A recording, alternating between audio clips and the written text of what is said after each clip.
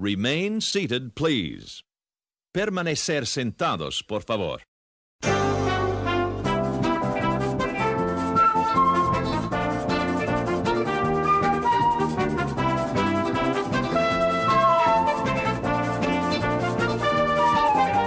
Matterhorn Matt presents Matterhorn Mondays. Hello there, all you mountaineers. Welcome to episode 70 of Matterhorn Mondays. I am your host, Matterhorn Matt. And I'm Alex, the historian. And today we are joined once again by the one, the only, Jeremy. Why don't you say hello to everybody listening back at home? Hello. All right, very good. I'm sure, as you all know, at almost every stream we do with Jeremy, the podcast ends up being like 2.5 hours to like 3 hours long. I'm sorry. he really does bring out a lot of discussion that Alex and I wouldn't normally get into, which is very, in my opinion, very good. So we'll see. Yeah, I only have like an hour today, so. Oh, okay. So we gotta get this train a rolling. All right, we'll see. I can't make any promises. But yeah, this is gonna be hopefully a good stream. We got a lot to talk about today. Yeah, I guess since Alex said he only has an hour today, we're gonna get right into this week's news from the peak. We now present to you news from the peak. So it's awkward because when I play the transition on OBS, it doesn't play the music through the headphones. And since the program isn't okay, I didn't hear anything. Yeah, I couldn't hear anything either. I couldn't hear it either, but the people on stream could hear it, and that's really that's as far as I'm aware, they could hear it. So that's all that matters. But I just assume whenever no one's talking, it's on. Okay. That's very safe to assume that. I'm glad I didn't have to hear myself, so that's actually a good. Oh, you'll be hearing it when we do the Matt Hosts Ghosts later today, so be ready for that. Yeah, Matt Hosts Ghosts. We will have the conclusion of Nate's Oink story. So if you guys are I'm very excited to read the conclusion of it. But let's get right into this week's news from the peak. Our first bit of Disney news comes from the Walt Disney Company itself. Walt Disney Studios posts $7.3 billion in global box office and a new... Oh, my voice. Wow. And a record... I put record twice. Oh, my gosh. That's because it's such a record that you were like, you really wanted to pass it off that it's a record. There's always at least one thing, you guys, with every stream. And record $3.09 billion domestically. Now, that is a lot of money, in case you guys didn't know. But I'm going to be quoting. All the links to all these articles will be in the description below, like always. And yeah, I'm going to be quoting from this article straight from the Walt Disney Company. With $7.3254 billion in global box office from January 1st through December 31st of 2018, the Walt Disney Studios has posted the second biggest year in industry history, behind only Disney's 2016 record of $7.6053 billion. Disney remains the only studio to reach... I need to burp. Oh my gosh. Excuse me. I apologize. Disney remains the only studio to reach the $7 billion mark. And they went on to note that 3 Disney movies hit $1 billion. Avengers Infinity War with $2.05 billion, Black Panther with $1.35 billion, and The Incredibles 2 with $1.24 billion. That's a lot. I think I said this a couple weeks ago, and I think someone even commented a link in the chat of what it would look like if what $1 billion would look like in $1 bills or in like $100 bills. I don't remember. Alex remembers because he's the one that sent me the link. It was like in $100 bills, I think it was. Yeah, so it's actually really interesting because I was reading something where it was like some really interesting article that was like trying to tell you like like you can't fathom what $1 billion is. Mhm. And that was actually a really interesting read because it was like, everyone can say that they imagine a million, but they can't even fathom how many a million is, let alone 1 billion. So I thought that was just so interesting. Yeah, if you Google it, I'm sure you'll be able. My Google just went off. No, if you look it up online, I'm sure you guys will be able to find the article or the link someone sent in the chat a couple weeks ago. The domestic box office of $3.0923 billion is a new industry record ahead of Disney's previous record of $3.0009 billion set in 2016. And 2018 is Disney's third consecutive year over $6 billion, their fourth consecutive year over $5 billion, and their sixth consecutive year over $4 billion. And this is also Disney's fourth consecutive year over $2 billion domestically, and third consecutive year over $4 billion internationally. So a lot of bragging going on in this article from Disney. And here we have a quote from Alan Horn, the chairman of Walt Disney Studios. He says, quote, "Thanks to the support of the fans of Disney, Pixar, Marvel Studios, and Lucasfilm around the world, it's been a monumental year for the Walt Disney Studios. I want to especially acknowledge Marvel Studios' pivotal year, during which Black Panther and Avengers Infinity War sparked conversation and broke records and expectations to cap an unprecedented first decade in this exceptional studio. Right alongside these super heroic performances was the return of the Supers in Pixar's Incredibles 2, bringing these beloved characters back to the screen with their powers stronger than ever. We truly appreciate the amazing talent of our studio team, as well as the filmmakers and creatives we're fortunate to work with, and we look forward to a great 2019. So, yeah, Walt Disney Studios. That's a lot of money, you guys. A lot of money that Disney brought in. Yeah, I guess we'll move on to our second bit of news from the peak. I'm sure you guys remember last week we talked about the leaked Frozen 2 and the other leaked Toy Story 4, not Toy Story 2, Super Heroic, and the other leaked Toy Story 4 art. There is new leaked art, you guys, for Frozen 2, if you guys are interested in that kind of thing. I'm not, but I figured a lot of you guys would find this interesting. The same Instagram user who posted the previous piece of art at the, I don't know if I should say the whatever, at the.cursed.prince on Thursday posted a photo of Elsa and Anna in their new outfits with Olaf by their sides. The image is similar to the image the user previously posted last week, which allegedly came from a Russian calendar promoting Disney films that will be released in 2019. But this is the first image that features the characters in their entirety, not just their heads.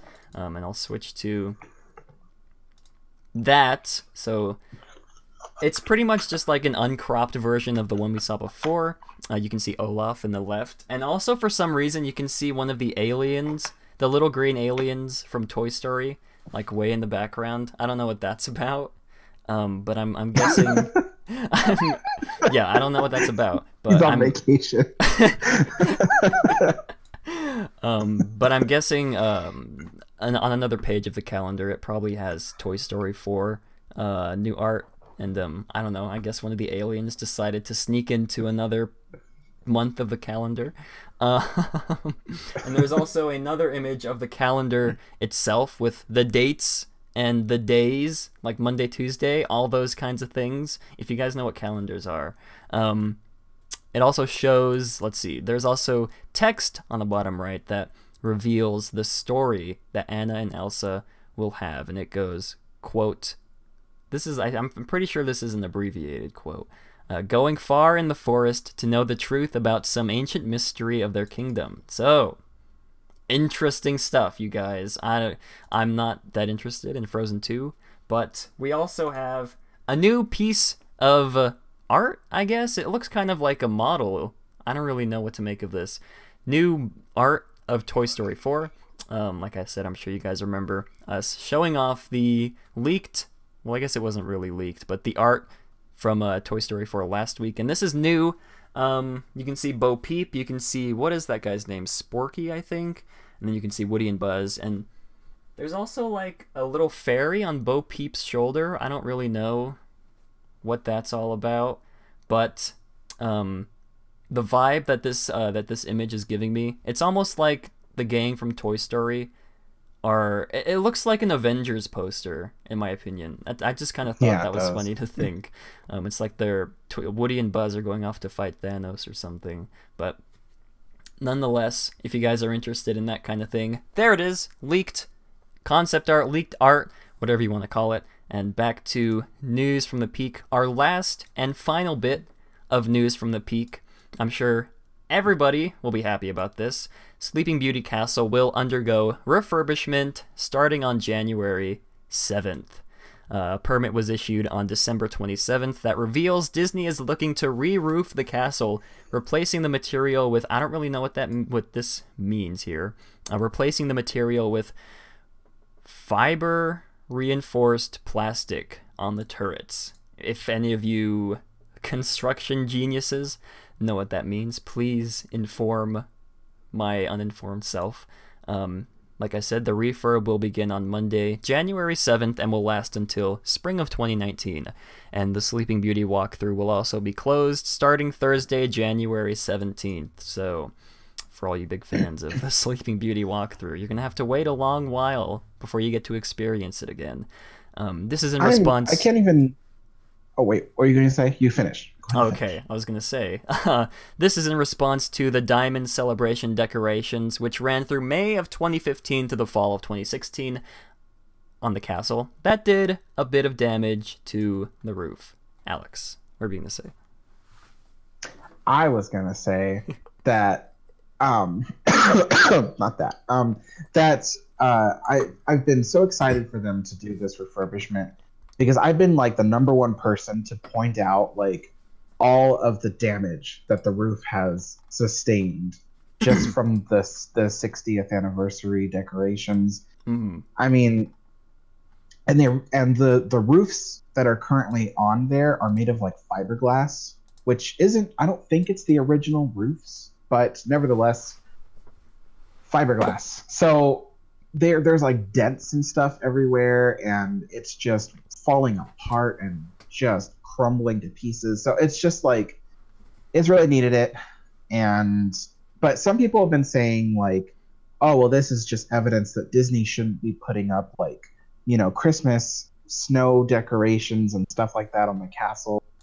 And I'm like, my whole point of view with that is that I really like the snow on the castle during Christmas time.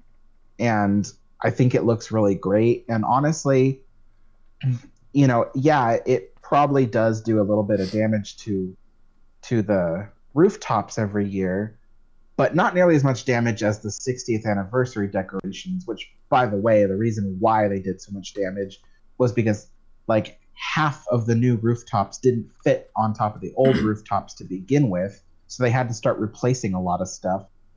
Like, oh, I don't want to get into this, but anyway, yeah, that's what happened. Yeah, I also hope they take this opportunity to do some really true and good restoration work on the castle, because the original paint job is definitive, in my opinion. It looks so much more authentic and majestic than kind of what they did after the 50th, of keeping the golds and the very bright blues. Just made it look a little campier. And listen, this is very nitpicky, but it's kind of something I hope they do. Yeah. Oh, I agree with what both Alex and Jeremy said. And I'm sure, like I said, everybody is going to be happy to hear that they're finally fixing the castle. I think Alex actually pointed out to me some of the damage that was done, or someone when I was there pointed out some of the damage that was done on the castle. So I'm happy that it was probably me. I'm like such an advocate. So yeah, it probably was. It's probably in one of the vlogs. I've yet to to edit together, which are coming. I promise. This week, next week, well, sometime this week. Which probably means late this year. Maybe, you never know. But that's gonna wrap up this week's segment. I guess this week's episode of News from the Peak. Well, how do I? Whatever. Anyways, before we get into some of the main topics, I do have a quick, very brief update regarding our beloved friend Buzzy. I'm sure you guys remember us talking about Buzzy these past couple episodes, for good reason, because Buzzy, to my knowledge, up until the recording of this episode, is still missing, and his hands are still missing, and so are his clothes. But we do have some new information, a couple tweets, couple police permits, police filings. I don't really know the right word to use for that, but I also can't read this because it's too small. There we go. Okay, so according to user at Dreamfinder Guy, who has been very knowledgeable in this situation, I also figure this will be the last weekly update about Buzzy until, you know, he's found, or until we find his clothes or his hands. But yeah, we'll see. According to, I need to position my mic right. According to Dreamfinder Guy, he doesn't confirm, but he speculates himself that Backdoor Disney, I'm not sure if you guys know who Backdoor Disney is. I think we went over this last week. I still have yet to find out if he's a cast member or if he's just some random guy who sneaks backstage and takes pictures, but I'm assuming he's a cast member, or at least was a cast member up until a few weeks ago, where he went backstage and posted a bunch of backstage images on Twitter. Yeah, Dreamfinder Guy is saying that Backdoor Disney most likely stole Buzzy's clothes in his hands, and that he, as you can see on this image, he hasn't been arrested for it. The evidence may or may not hold up in court, and yeah, so I figure that's going to be the end of the Buzzy saga, although I do have this police permit, police filing. Again, I don't really know the right word to use. I'm not going to read it all. I'm just going to have it up here for you guys if you want to pause the video. This is worth a read, though. I mean, don't read it out loud, but people can find this and read it. But it's really interesting. Yeah, the recount of the interrogation and stuff.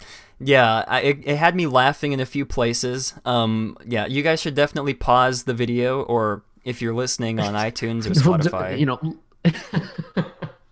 Yeah, it's worth a read, you guys. I think the link, the image is also posted somewhere in our Discord server, so if you just rather find it there, you can do that. But yeah, definitely pause the video here, read it. I'm sure you guys will get a couple chuckles out of it, because it is a very entertaining story.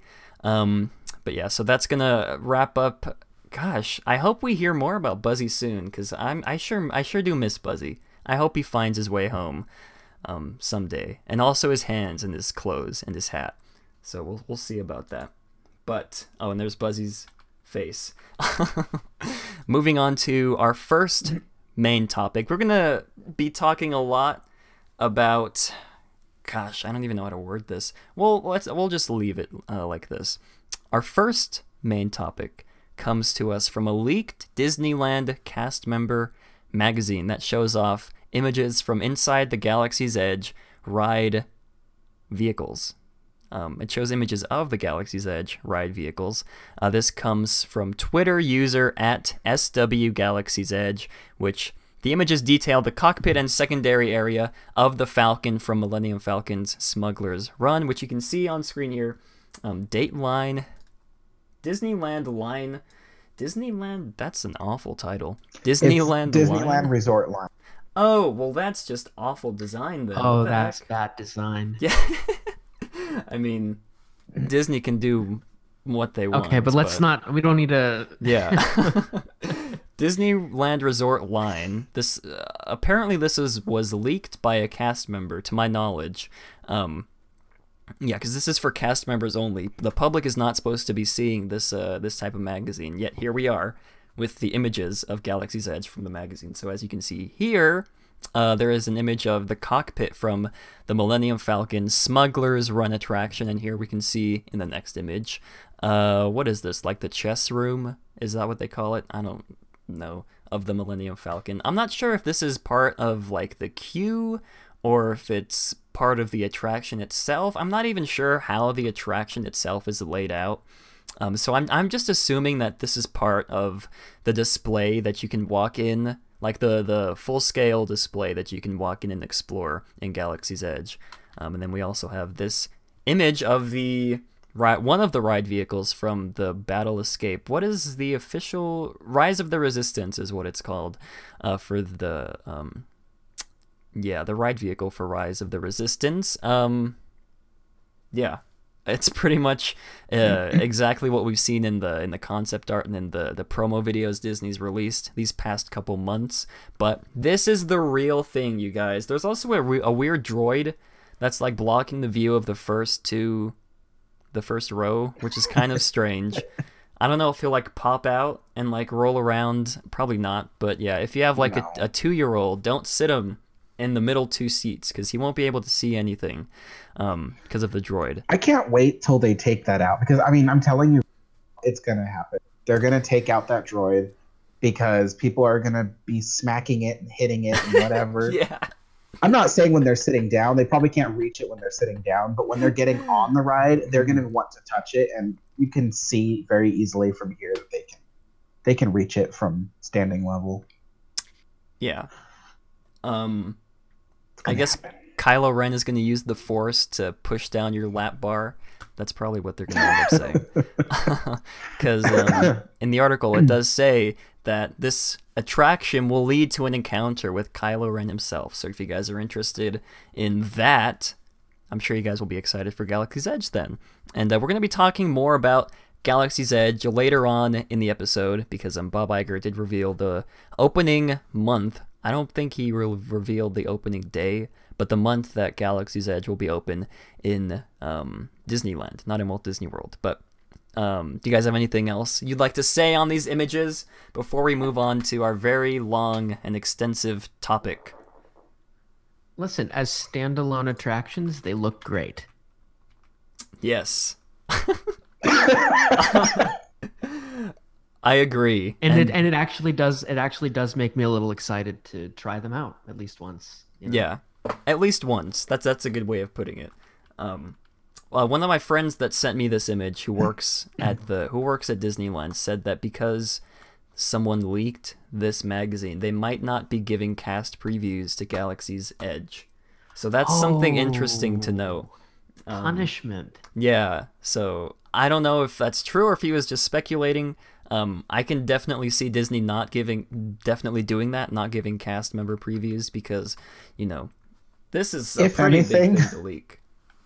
If anything, that was just Disney's really weak reason for not doing a cast member preview. Just because they didn't want to spend the time and the money to give cast members a preview. Yeah. So, yeah, to be honest, they probably weren't going to do it I hope anyways. somebody leaks this so we can tell them that they can't go in. Honestly, them leaking this is great publicity. I mean, this gets someone who's a harsh critic of Star Wars Land excited about going to Star Wars Land. So this is a good thing, I think. Oh yeah. Yeah, you can see there's a lot of detail, at least in the first 2 images, of I guess staying true to the original Millennium Falcon's design. I guess we'll have to wait and see. Whoever leaked these images, I want to give you a virtual high five. So hit me up, and I'll give you a high five because I really appreciate you taking the time to leak this. But yeah, I guess we'll move on to our main topic of the day. I'm not sure. Probably you guys probably have, but if you're a big member of the Diz Twitter community, and I really hate saying the word Diz Twitter, it just sounds so weird. If you're a big user of Twitter and are a member of the Diz Twitter community, I'm sure you guys have seen the uproar of what Disney CEO Bob Iger has said in one of his recent interviews. What was the website he interviewed for? Barons.com was the website he did an interview for. Jack Hugh, I'm pretty sure that's how it's pronounced, recently sat down for an interview with Disney CEO Bob Iger. Yeah, this is Times Magazine Person of the Year. That's right. I completely forgot about that. I guess good for you, Bob. But we're gonna be getting into some stuff that's not good for you, Bob, in a few minutes, I guess. we're gonna be highlighting a lot of the, I guess, more important stuff that he went over in this interview, because there's a lot of stuff that I'm sure most of you guys are not that interested in, and Alex and Jeremy can, chime in, say part of the interview that they thought were interesting, or that they thought was interesting, that I forgot to add onto this, and the link to this interview will be in the description below. It's a really interesting read. And there was also an audio file. I think there was a podcast to go along with this article of someone interviewing the guy who interviewed Bob Iger. So it's kind of like interviewception almost. But we're gonna start by, if you guys want to read along, because I'm gonna be quoting a lot from this article. I guess I'll just go ahead and put the link in the chat right now, just in case you guys want to read along with us. If you don't want to, that's totally fine. You can just listen to us talk about it. So yeah, the end. One thing I want to note before we go into this, that was said in the audio file, kind of podcast, I think. Jack said that he was struck by how all in Bob seemed on the streaming service. So that's pretty interesting to hear. And Iger also goes into more detail into the streaming service. I guess we'll go ahead and start right now. This is the first question that Jack. It requires a subscription to read, does it? I can read it just Not fine. for me. Yeah. No, it worked for me. One trick someone taught me in the chat is if something requires a subscription to read, or if you've like run out of free articles for the month from a certain website, if you go into incognito mode on Google Chrome and you paste the link in, you should be able to view it. So try that, T-Will. If it doesn't work, then I apologize. I don't know. That's strange. It doesn't require a subscription for either of us, but we'll get into this. The first question Jack asked Mr. Bob Iger. I'm just going to quote directly. Quote, "The new streaming service brings opportunity but also uncertainty. How do you manage that transition?" And Iger responded by saying, "Not doing anything really creates more uncertainty than this. I can imagine other companies in other industries in similar positions in the past 50 years. Kodak watching the advent of digital photography probably comes to mind the most. It became very clear that what we were observing was real and sustainable. Sweeping, permanent, profound transformation. What we really needed was to lock arms and say this period of transformation that will be now..." Wow, I completely messed that up. Okay. "It became very clear that what we were observing was real and sustainable. Sweeping, permanent, profound transformation." Then he goes on to say, "What we really needed was to lock arms and say this period of transformation that will now be more self-inflicted is going to require a reset in a number of different directions, including Wall Street." So yeah, that's he's basically talking about the streaming service, the I guess like the mindset behind the streaming service. Man, I don't know how to do this. Do you guys have... I guess we'll start with Alex. Alex, do you have anything you'd like to say to what Mr. Iger said regarding the streaming service here? I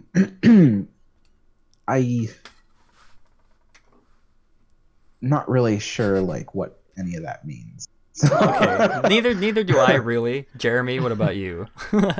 Yeah. So, there is, and I get this vibe throughout the whole article. It's if you want to somehow, this is the first time I feel like we've entered the psyche of Bob Iger. I just really skimmed the article before we started recording, and I obviously read the key moments that everyone's been talking about. But there is no doubt after looking through this article, and this will go back to the streaming thing, believe me, that he really is probably the smartest, most unique businessman in the world today. And I say businessman. The thing with what I gather from that quote that he talks about transformation and change, he is a master, and this has been shown for the past 10 years, less 5 years, if you think about how much Disney has changed. He's a master at following and taking and reading trends that already exist and bringing them and incorporating them into Disney. And what am I talking about? And the problem with the good thing about that is that it has very good short-term rewards for the company in terms of profits, and he is being hailed as, you know, a great businessman, but he doesn't create trends. He follows them and knows how to make them a part of the company, but he doesn't set new trends, if that makes sense. So that's what I gather with the streaming service. He's saying, listen, streaming is not something that can be ignored. It's something that we have to participate in if we want to keep existing as this is just what I gather he's saying, it's not what I believe, as a media conglomerate, because that's really what the Disney company is now. But so he's a follower. But I mean, that's such a rude thing to say, but that's what I gather from that. He really knows how to latch on to what is the permanent changes in the way we take in media and incorporating that into Disney. That's what I gather from that, if that made any sense at all. You know, what Jeremy said is actually completely correct. You see, I actually really like Bob Iger. I think he is probably, besides, you know, Roy O. Disney, I should say, besides Roy O. Disney, probably the best CEO that this company has ever had. And that's because, you see, while Jeremy is right that Bob Iger, he doesn't invent new things. He doesn't create new things in terms of the entertainment that the company does. But what Bob Iger does best is he's able to, oh man, I'm forgetting the words I was going to use, but he's really good at keeping the company relevant, which is something that was being a problem during the late 70s through to the late 80s. You know, there was like a whole decade there where Disney was becoming irrelevant and people didn't buy new Disney movies. They didn't see very new Disney stuff. The only thing that was really carrying the company, and Michael Eisner admitted this, was the Parks division. The Parks division was carrying the company at that point because the entertainment part was just not doing it. And so when Bob Iger came in, I think it was 2005, ever since then, the company has really started to grow and become way more relevant than what Michael Eisner was even able to accomplish even in the 90s. And yes, there was the Disney Renaissance, which is like really great. But what people have a hard time seeing is what we're going through right now in terms of Disney entertainment actually in some ways exceeds the Disney Renaissance. Not creatively, I might add. I mean, Disney hasn't been putting out very many original stories. Instead, they've just been remaking old stories. But that's the new Renaissance we're going through right now. Is, you know, Disney is more relevant than it ever was right now because of the fact that, like, I don't know, a huge number of people, well, I'd like to say like 90% of the people who's ever heard of Disney is watching something Disney probably right now.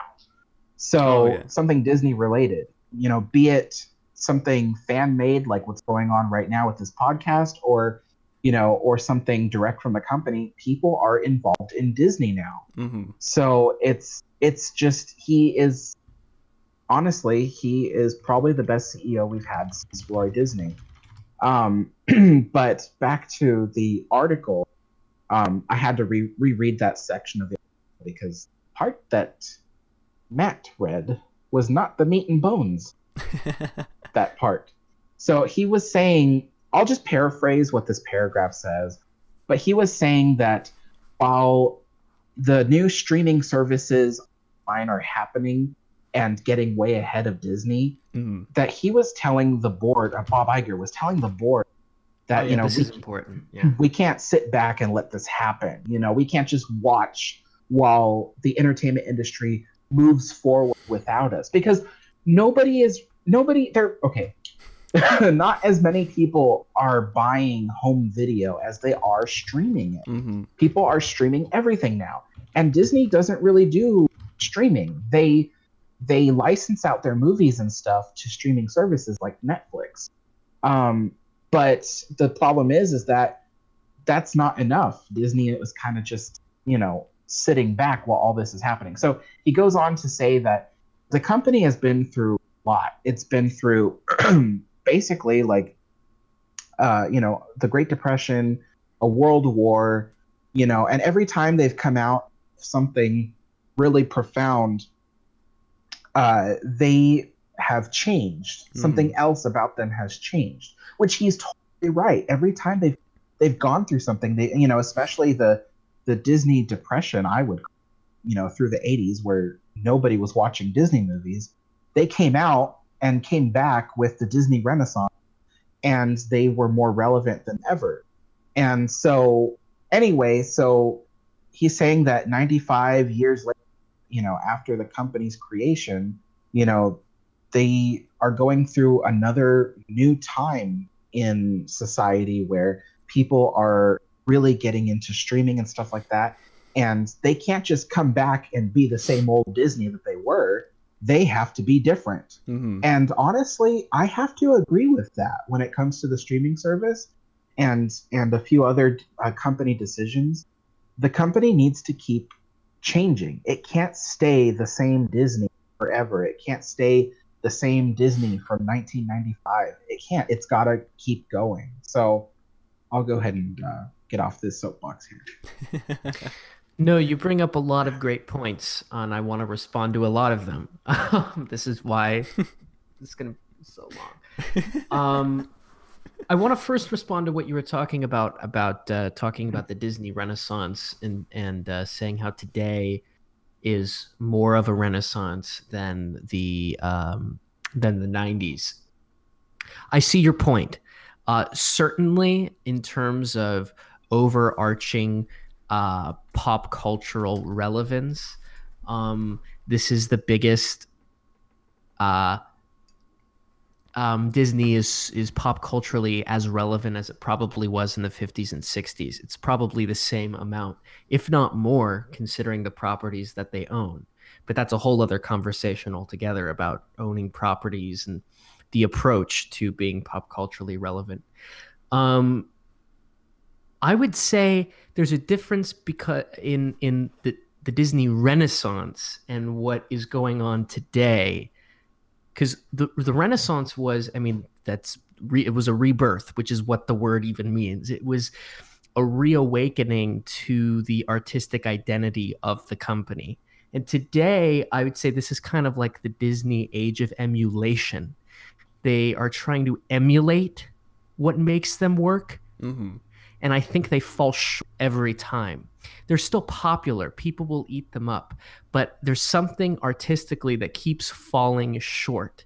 And it's why a lot of the core fan base is pretty keen at picking up on their tricks, because it feels like emulation and not something that truly is a rebirth of what makes the company, if that makes sense. Mm-hmm.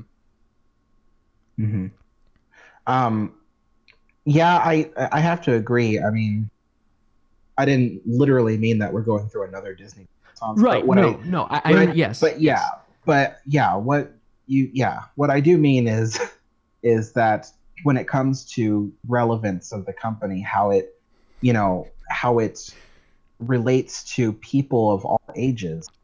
Right now the company is more relevant to all ages than I think it ever has been, because because the biggest problem with Disney over the years is they've been able to tap into age groups at different points in time, but they've never been able to tap into all age groups at the same time.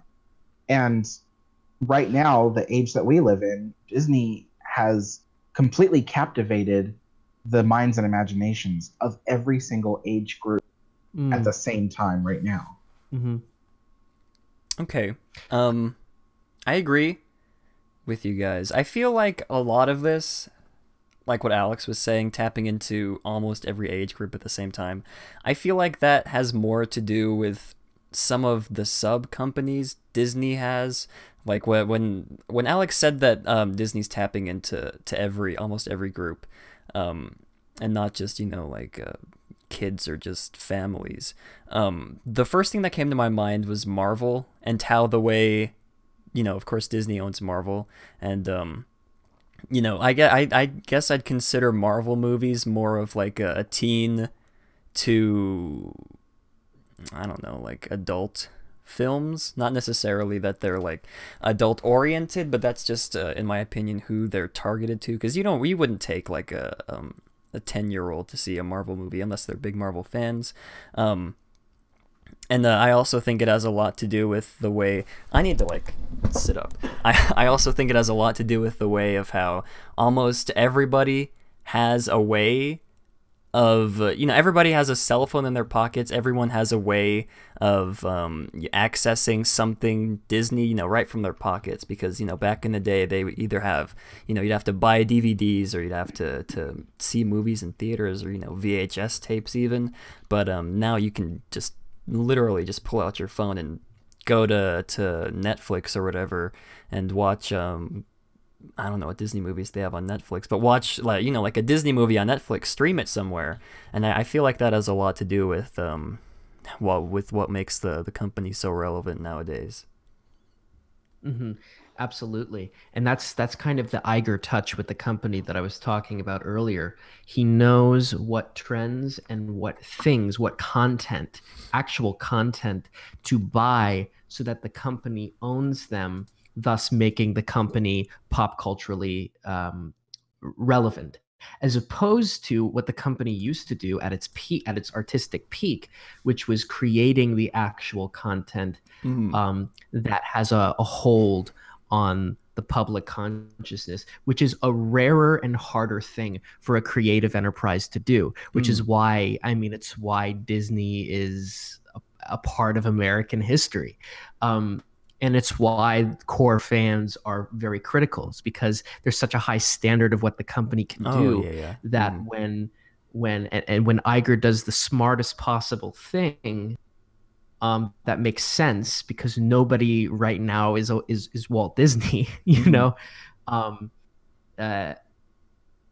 we're quick to judge it. And I think we should hold the company accountable because we know what it can do. But it's also, it's interesting. It's the difference of, buying out other companies, and like buying out the technology so that you can make the best product, if that makes sense. Yeah, absolutely. A lot of great points made, but let's move on to the second point that I decided to highlight. Or we'll be here all day. We could really talk about like a single one of these points for so long. So let's move on to be a good second. moderator and Let's see, the second, or this is not even the main course of this topic. Oh yeah, we're gonna be going on for a lot longer later, you guys. This is just, oh gosh, it's gonna be a long one, guys. But it's a great introduction. It to is what we're gonna do. So yeah, and like I said, if you guys haven't read this, definitely give it a read. It's really interesting if you want to. Like Jeremy said, it's really looking into the mind of Bob Iger, which we haven't really gotten and I feel like in the past And it's interviews. so important, especially with everything that's going on with the company. Let's see. The second point that I decided to highlight. The interviewer asks, "How do you make the decision?" Well, this is still on the streaming service. We won't stay on this one for too long.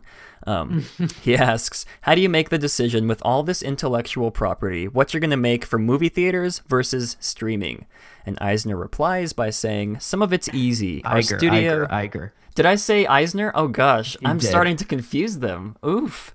Okay. Iger replies, "Some of it is easy. Our studio makes between 8 and 10 movies a year, and they're big budget, hopefully big box office films that really belong, we believe, on the big screen.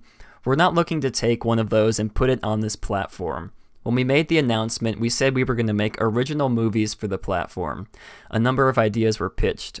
Other than one, which was being completed for the big screen but wasn't a big movie, none of them were in development as big screen movies.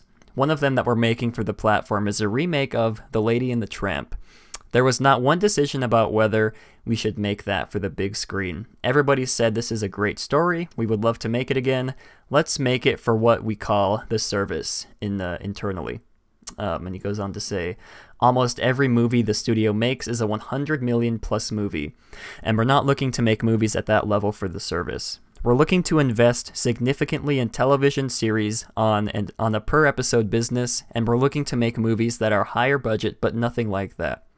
We wouldn't make a Star Wars movie for this platform, and eventually the movies we're making are going to end up on the service." So, a lot of stuff to talk about there, but...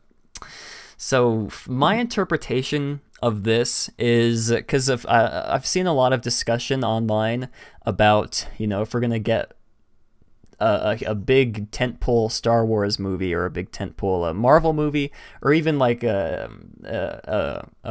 Disney animated movie on the streaming service. And Bob Iger literally says that they're focusing...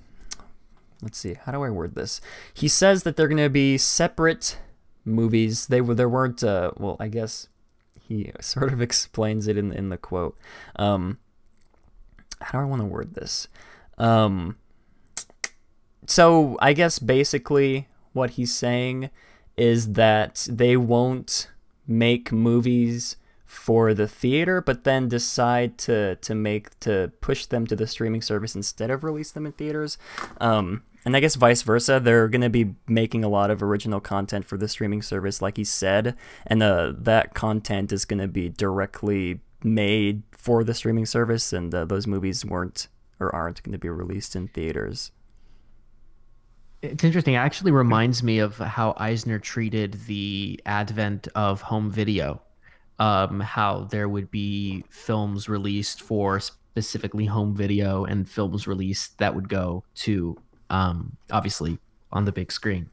But I feel like that was a little more disorganized because a lot of those films were actually designed to be real sequels or whatever, and then they were demoted down to straight to VHS or straight to DVD. But this seems actually a smarter way of approaching that, of having it actually be, okay, there's content that will always be made for the streaming service from day one. They'll never be, the leftovers, and that's smart.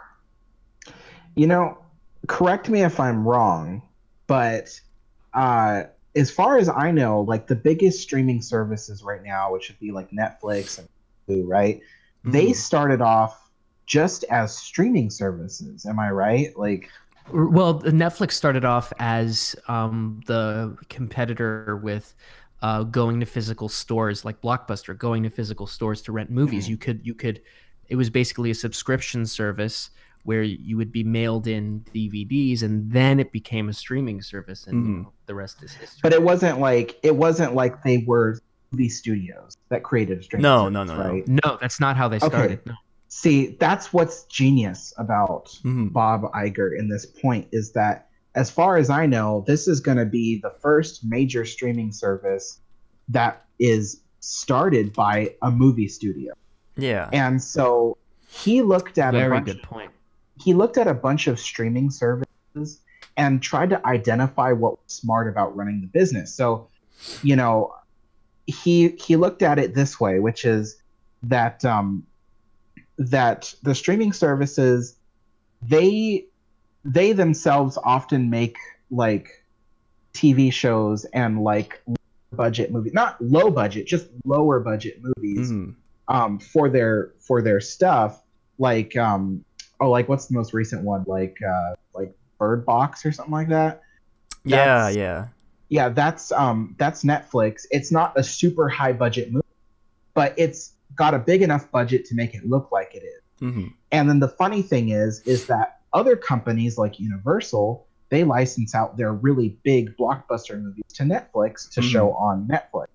So Bob Iger looked at this and goes, hey, that's actually how we should do it. Because we can give like a smaller budget to the streaming service to do its stuff, to do its own TV shows, its own like small movies that only go on the streaming service, and then we'll just keep on making the big budget stuff for the blockbuster movies. Because and it's smart to do it this way, because if you think about it, let's say Disney's going to make Star Wars 9, right? You know, and let's just say that the streaming service, let's just say it is here, which it's probably not, but I mean, well, I don't know. Anyway, point is, they make like a big budget movie like Star Wars, and instead of just sending it directly to the streaming service, which by the way doesn't make as much money all at once, because people realize that they have the time to watch it whenever they please, right? So they could be, you know, there's times where I was like, you know what, I'm just going to not watch this Netflix movie until like way later because I have plenty of time to watch it. Yeah. And then I like don't watch it for months. But the big budget movies like Star Wars will go directly to theaters for its normal limited run, and people feel like they have to go see it, you know? And so those movies, they make a ton of money in a short period of time. And then the best part is, after it's done with its run in the theaters, it goes onto the streaming service to make even more money for the longer run. So it's just like, it's insanely like genius, like crazy genius for him to do this. And once again, I'm not saying he invented this style. I mean, Bob Iger doesn't invent things. He's not an inventor. But he knows how to take what's popular and incorporate it into the Disney brand in order to keep Disney relevant. I'm done. Very good points. Yeah, I guess Netflix also does, you know, make original stuff. They started doing that a few years back. So they've made a few original, I guess, like, not necessarily big budget movies, but movies that have a big enough budget to make people want to see them. And there's also some trend where if because there is a recent movie that got released on Netflix called Mowgli, and that was originally supposed to be released in theaters, I believe, but I can't exactly remember what happened. They ended up not releasing it in theaters and instead releasing it to Netflix. So that's also another interesting way of how Netflix releases movies. They can like take movies that a studio may or may not have faith in to make a lot of money from the box office, and then they could just, you know, throw it onto Netflix, and then, you know, it's not as much money spent on marketing or you know, all the other stuff that the, I guess, companies spend movies on. Let's see. Jeremy, do you have anything else you'd like to add to that before we move on? No, I think, in fact, I'm going to advocate for moving on before we lose Alex, because there's some big stuff in this article. Oh, yes, that's right. I forgot. Yeah. Okay. All right, we got to get moving. We're almost there. This next, the interviewer asks this next question. You know, this one might not even be that. We don't even have to linger on this one. I'm just going to read it for you guys. The interviewer asks, Frozen 2 comes out in late 2019. The first movie had a lot of repeat viewers. And then Bob, not Eisner. Bob Iger replies, "That happened with Frozen.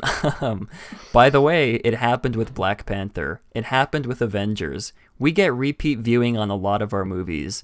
I have a screening room in my house. My weekends are spent in the darn room." He didn't say darn. And every once in a while, I will flip the channels on DirecTV, and I came upon Frozen. I thought, wow, I haven't seen Frozen in a while. It was at the very end of the movie, and I'd almost forgotten how it ended. And my wife walked in because she was going to screen a movie with me. She said, "What are you doing? You're watching Frozen?" And she laughs. I said, "It's good. I forgot how good it was." That was not only a home run, that defied gravity. So we all, now, I guess now we know Bob Iger's stance on whether or not he thinks Frozen is a good movie. So that's interesting to know, just that. But yeah, I just thought that would be interesting to read for you guys, because Bob Iger's a fan of Frozen. He thinks, at least according to what he told the interviewer, he thinks it's a good movie. And, you know, good for him for being able to see the beauty in that movie. Yeah, I also just thought it was kind of very, not necessarily arrogant, but just the way he worded, you know, that happened with Frozen. By the way, it also happened with Black Panther and Avengers. I felt that was sort of, yeah, not necessarily arrogant, but it sort of came off a little bit like that, which again, I thought was interesting because I'd never seen, you know, Bob Iger say something like that before. I guess he's proud of the movies his company's released. That makes some sense. But yeah, I guess we can move on to the next point. The interviewer asks, "How do you feel about the current movie slate?" And Bob replies, "The slate for this coming year is extraordinary. We have Captain Marvel coming in March, which is our first Marvel female superhero movie with Brie Larson. Then we have Dumbo, which is Tim Burton. And then we hit Avengers and Toy Story 4 and Aladdin and Lion King. And toward the end of the year, we have Frozen 2. And I forgot Star Wars Episode 9. We're going to hit $7 billion in 2018 as a studio in global box office. That's only the second time in history that has been done, and we're the ones that did it the first time, in 2016. That's $4 billion in international box office and $3 billion US, and that's on 8 or 9 movies. It's not on 25. So again, sort of back to what I said in the previous one we talked about. Very, not necessarily arrogant, but the way he's wording a lot of this is just kind of interesting to me, at least. Do you guys have anything you'd like to say on that really quick? He's just reminding the haters of how I mean, yeah. No, it actually reminds me of something. I can't believe I'm almost like defending Bob Iger on this podcast. It reminds me of something Walt once said, and I'm gonna butcher this, but he said something about how at a certain point, the studio was churning out so many movies a year that it almost didn't matter if one flopped, because usually there would be one that would come right behind it and be a hit. So, yeah, that's all I have to say about that. I mean, yes, I mean, these movies are going to make money, and none of them are going to because there's so many, and because there's a few of them that are bound to go into the billions, you know, they're going to make money in 2019, no doubt. They're not going anywhere anytime soon. Yes. You know, there was a time in like Walt's time when the movie studio produced like 3 major movies, and they were like, wow, that's a lot of movies. Exactly. And like now it's like, oh, we got 7 movies coming out, but we can do better. But when Walt was really when the studio was just specializing in animated features, that was really a huge feat. When you think about it, Pinocchio and Fantasia came out in the same year, one at the beginning of the year and one at the end of the year. And those are huge monumental films, especially Fantasia. I don't know how they pulled that off. Releasing those in the same year, but then again, I don't know how they pulled off making Disneyland in a year. So it's you know, they don't do it like they used to. That's for sure. Yeah, I didn't know up until the script you sent me that Pinocchio and Fantasia were released in the same year. That was I agree. That was pretty crazy. Teaser for little Historyland teaser for everybody. Yeah, it's in the episode, which is coming soon, and also the vlogs are coming soon. I've been preoccupied with Historyland to edit the vlogs, but they are coming soon. Everything is coming. So much soon. Exciting stuff, people. Yes. Okay. Now you sound like Bob Iger. Oh, this is coming Oh, out. no. We got Historyland, and we got all these vlogs. No. Coming out. It's gonna defy gravity, people. Oh my I goodness. take it back. Okay. Now we get to the meat and bones of this interview, everybody. Jeremy pointed out to me, actually, just before we started this podcast, they changed the quote that Bob Iger gave to this in this part of the interview. They edited it. They edited it. I'll read the original. Or should I read the... I'll read the original first. No, read the original. Yeah. Okay, I need to pull it up. It's on screen, but I can't turn my head like that to be able to see it and also talk into the mic. Okay. So, yes, they changed, like Jeremy said, they edited the quote. This is the original one that was released yesterday or 2 days ago, I believe. I don't remember when this article was published, but the interviewer asks, "You're putting a lot of money into the parks. How confident are you about the return there?" And Bob replies, "The acquisition of these brands and the creation of intellectual property behind them have a tremendous impact on growing our returns at the parks. When you have Star Wars to market at the parks, Avatar is a good example, Cars Land, we're building a Frozen Land in Hong Kong, Tokyo, and Paris parks. The interest among the potential audience is higher. It's not like I'm going to ride some nondescript coaster somewhere that maybe is themed like India or whatever. No, you're going to Arendelle and you're going to experience Frozen with Anna and Elsa, or you're going to fly a Banshee in Pandora. Go to Cars Land. We built Radiator Springs. You're with the characters in that town." So that's the original. And now I'm going to read for you guys the way they changed it up a little bit. You don't need to read the whole thing. Okay. Wait. Let's be clear. Did they change the quote after he said what he said? Like, in the sense that, did they improve his quote, or are you saying that the quote that they released 3 days ago wasn't the real quote? No, it's no. under my there was so impression much- that Yeah. because of the backlash, I could be wrong, I'm just speculating, but it's under my impression that because of a lot of the backlash Bob got on that specific quote, that he either requested that the website change it up to get rid of some of the parts, or someone else from the company requested to change it because they saw that it wasn't the nicest or the best thing to say. Yeah, that's just my interpretation of it. I mean, I'm sure everyone, all 18 people watching, know the backstory to this, but I think it came after because people took that comment as if which comment specifically, just so people know. How people aren't interested in attractions that aren't themed to intellectual property that they own, and he said it's not like I'm going to ride some nondescript coaster somewhere that maybe is themed like India or whatever. And people assumed he was directly slamming Expedition Everest. Yes. Which he wasn't. Which he was. I don't think he deliberately was. There is something to critique in that quote, and we will get off on that conversation in a few seconds, I'm sure. But he received so much backlash for that comment, and he posted an apology on Twitter, and so I think they just redacted that part, and now it just says, I mean, Matt will read it. I don't know why. Yeah, they didn't really delete much from it. The one thing they did get rid of, they changed it up so it reads, "It's not like I'm going to ride some nondescript coaster somewhere." They removed the part about India, or themed to like India or whatever. They removed that part. And to my knowledge, that's all they changed, unless if you super sleuths in the chat want to point out that they changed more.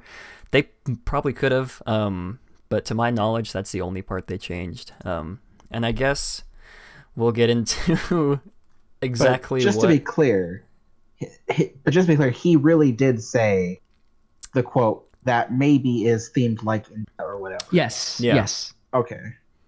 Yeah, so now I guess we'll get into the meat and bones of what we feel is wrong with this quote, because this quote is directly pointed to... I mean, the question is asked about how confident are you about the returns that you're... in the investment returns that you're making in the parks. So he's directly talking about the future of the Disney parks and, you know, like what's currently being built there with Star Wars and with Pandora. So I feel like who wants to start this off? I guess we'll have Jeremy start it off. Oh, God. Okay. Uh-oh. I mean, if Alex, you're dying to go, I'm not going to stop you. Well, yeah. Uh-oh. I feel like I should concede to you already. All right, Alex. Well, how about this? How about I go first, and then I go second. Yeah, because you see, Jeremy, what you're really good at is like defining where I'm wrong. So that might actually work for this. Okay. Well, first of all, I think we agree more than we disagree. I disagree on that. That's so interesting because I think we both believe the company should be the same thing. Interesting. Mm-hmm. I think we come from the exact same place. But yes, you can go first. And I have so many thoughts about this, so I'm happy to go first, but I will let you go first. All right. Thank you. Okay. So, what was that? I think we just got a new Tours subscriber. I think that's usually what that means. Oh, okay. I haven't All used right. like the pop-up, but anyways, continue. Okay.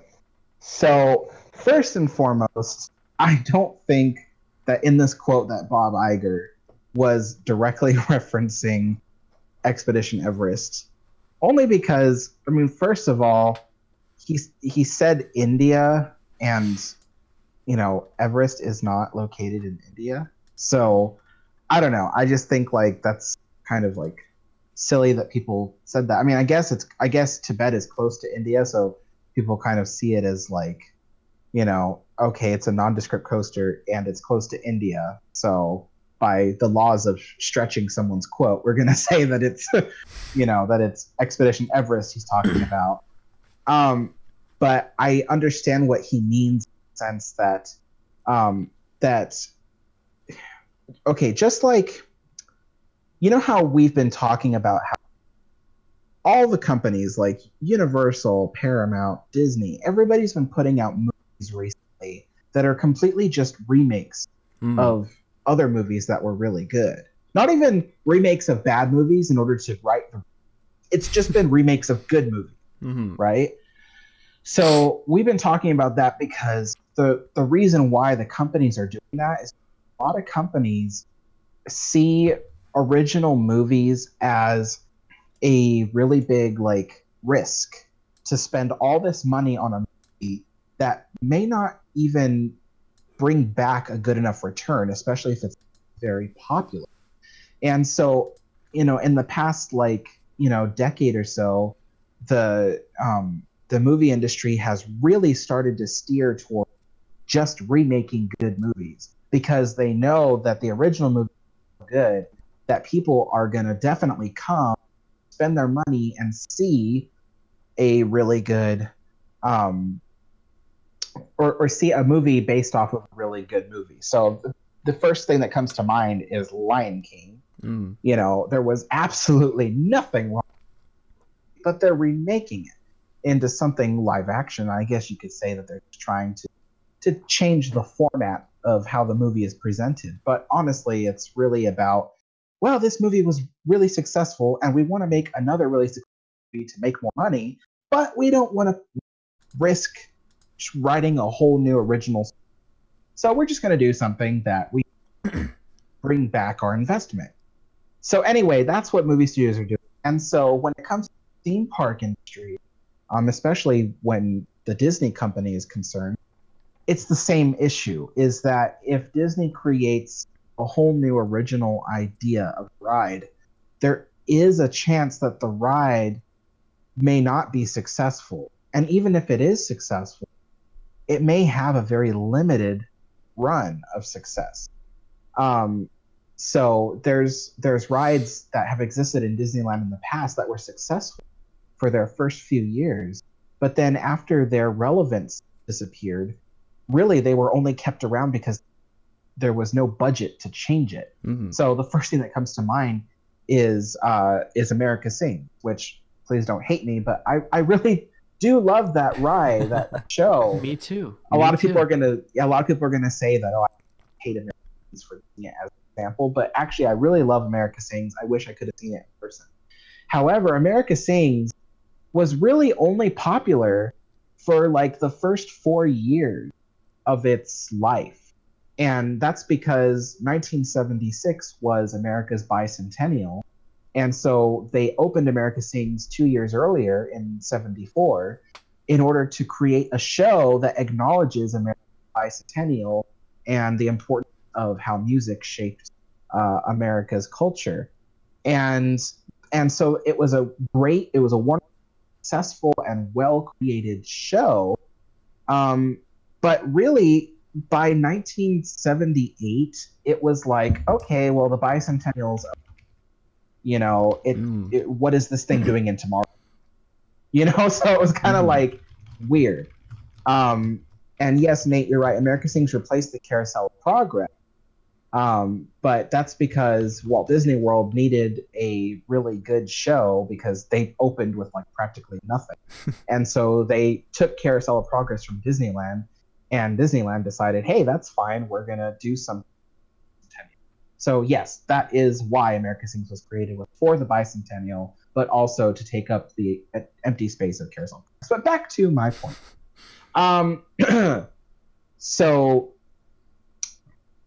So anyway, so rides like America Sings say to me, oh, but it was popular. It was there till 1988.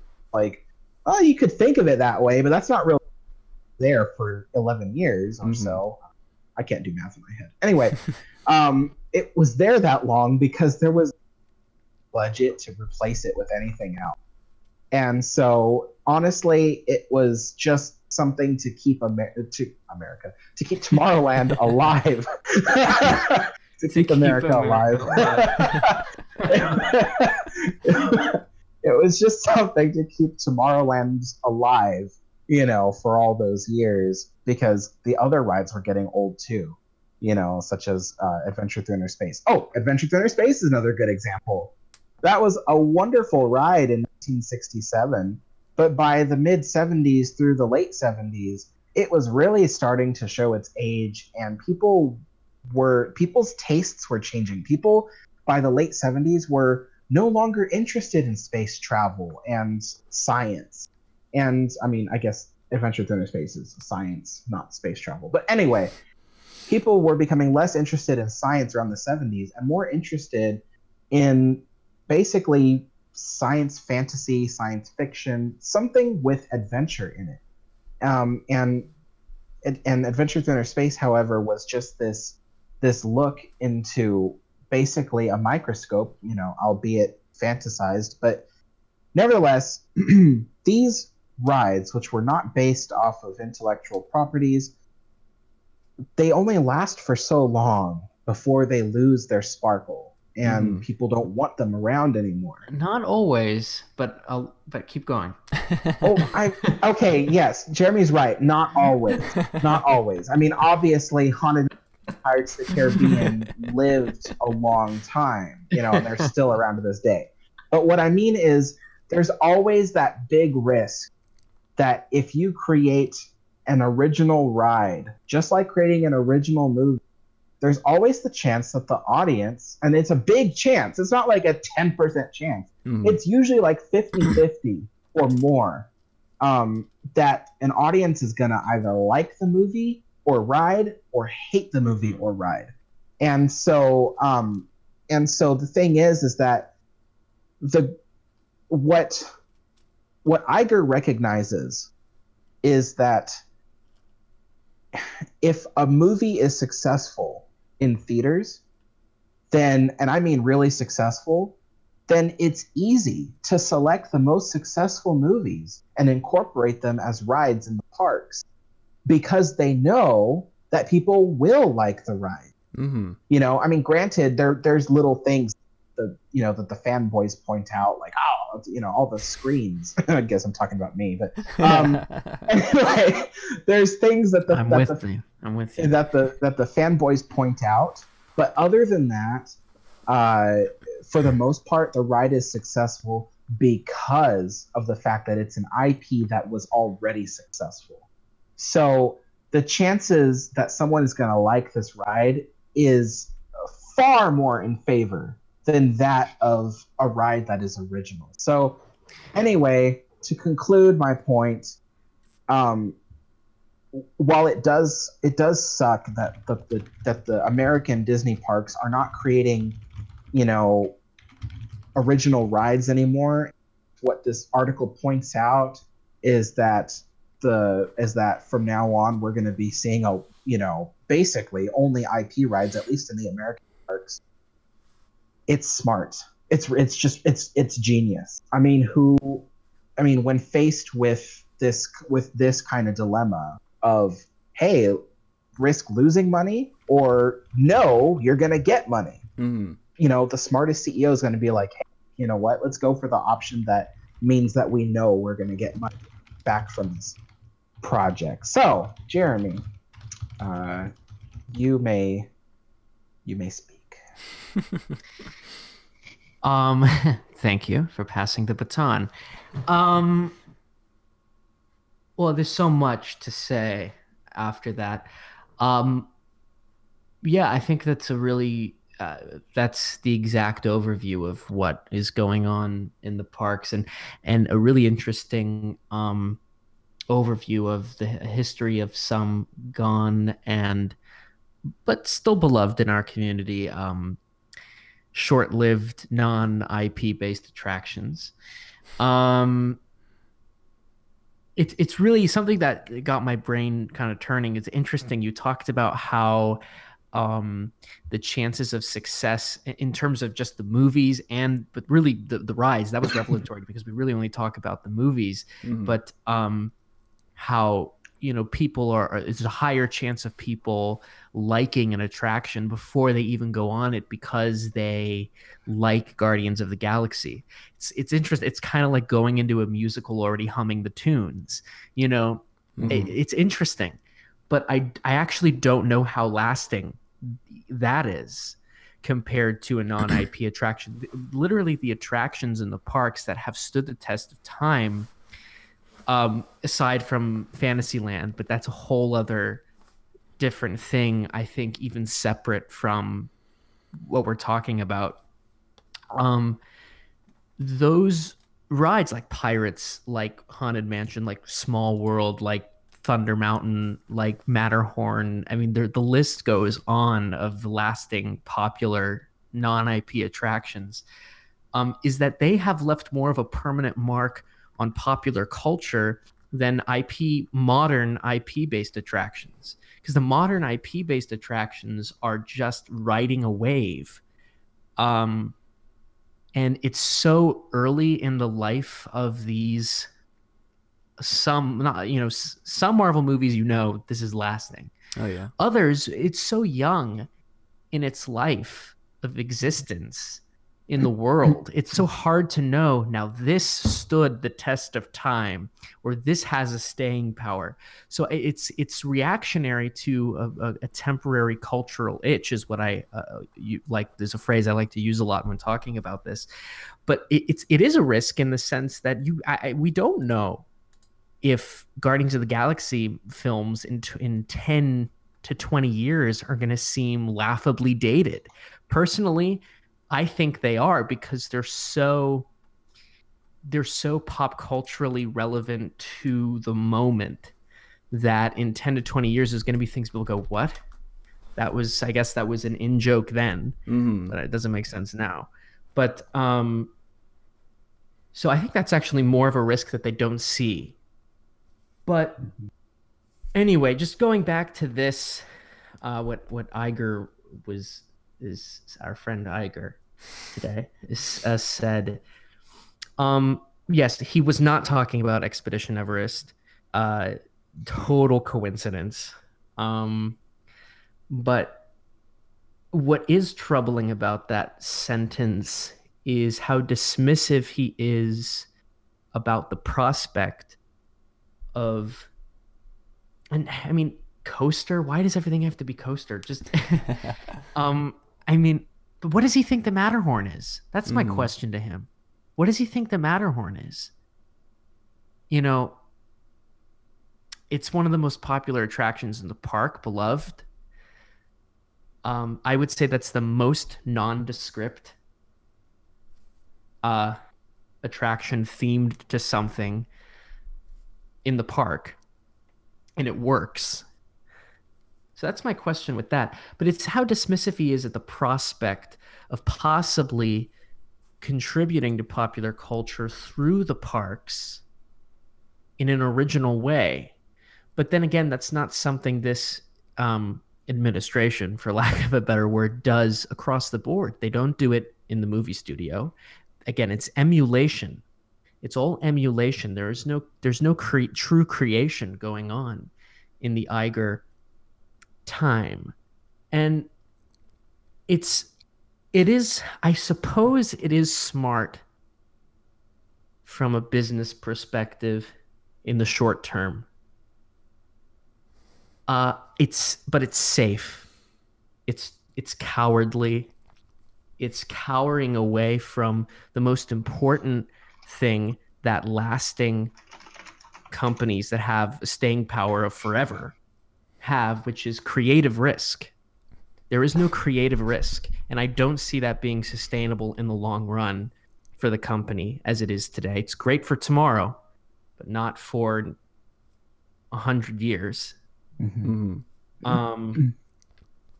And it's interesting because he kind of evades the question. He doesn't talk about the return. Yeah. Because there's no way to know. All of the intellectual property that they're shoveling into the parks is so fresh and new that we really don't know the staying power of certainly Avatar. Star Wars, that's definitely has a staying power. And it's not new. But I think he doesn't know how to answer that question, so he just kind of backpedals and says, "Oh, but the properties we have are fantastic. That's all I know. I can't talk about a return." You know, that's what's interesting, and what's worrisome is how dismissive he is about the prospect of using the parks as a separate creative output. And he says it right there: when you have Star Wars to market in the parks. Yeah, he views the parks as a place of product pushing and product promotion. It says it right there. I think that's the number one mistake.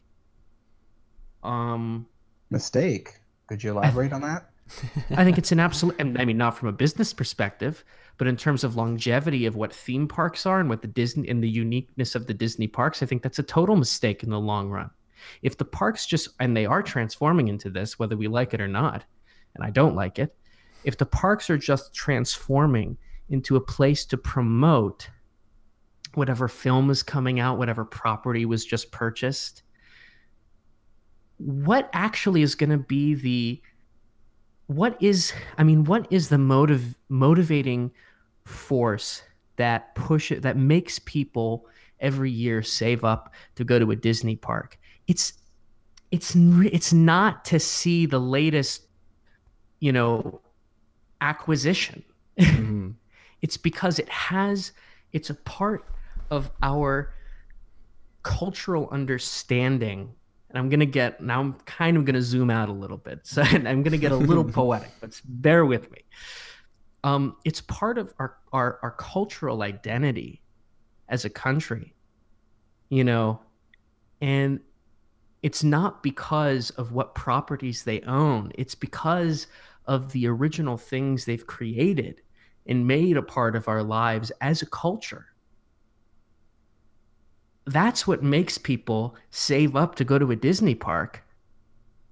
So if the parks just transform into a commercial, I don't see how that's sustainable. Mm-hmm. To what we know Disney to be inside our bones. You know? Mm-hmm. That's my worry. Well, allow me to rebut. Okay. It's not that I disagree with you, because I really, but there is an argument to be made that Disneyland has always been a place that, well, according to this definition, it is a place that is one giant commercial. I mean, Sleeping Beauty Castle is prime example. The movie hadn't even come out yet, and Walt was already promoting Sleeping Beauty. Then you have the set in the Opera House, the Babes in Toyland set. I mean, Walt literally was trying to get people interested in that. And then there's the other movies over time, Crockett. I mean, they were doing nothing but selling Davy Crockett stuff and getting you interested in the new Davy Crockett series stuff. And I could go on and on, Star Wars, Indiana Jones, everything. It's just, I think that, and then even in 1983 with, Pinocchio's journey, being added, which, I mean, all of these, you can easily say, well, but these were things that people were already interested in, and Disney was just trying to satisfy people's itch to ride or experience it. But at the same time, you can also say that one giant commercial for these successful properties, or properties in some cases like Babes in Toyland, which are not necessarily super successful when they came out, but the fact that they were trying to promote it in the park. So I think that it depends on how you look at it, I guess, in that sense, because Sure. Disneyland is still one, it's always been in my giant for the stuff the studio has done. Okay, well, let me narrow back in now. Let me zoom back down to Earth a little bit. Yes, I mean, the parks, you can do special promotional things. Parades have promoted films. Special exhibits have promoted films. But I'm talking about the larger picture of the parks themselves just being used for that. Every attraction, everything.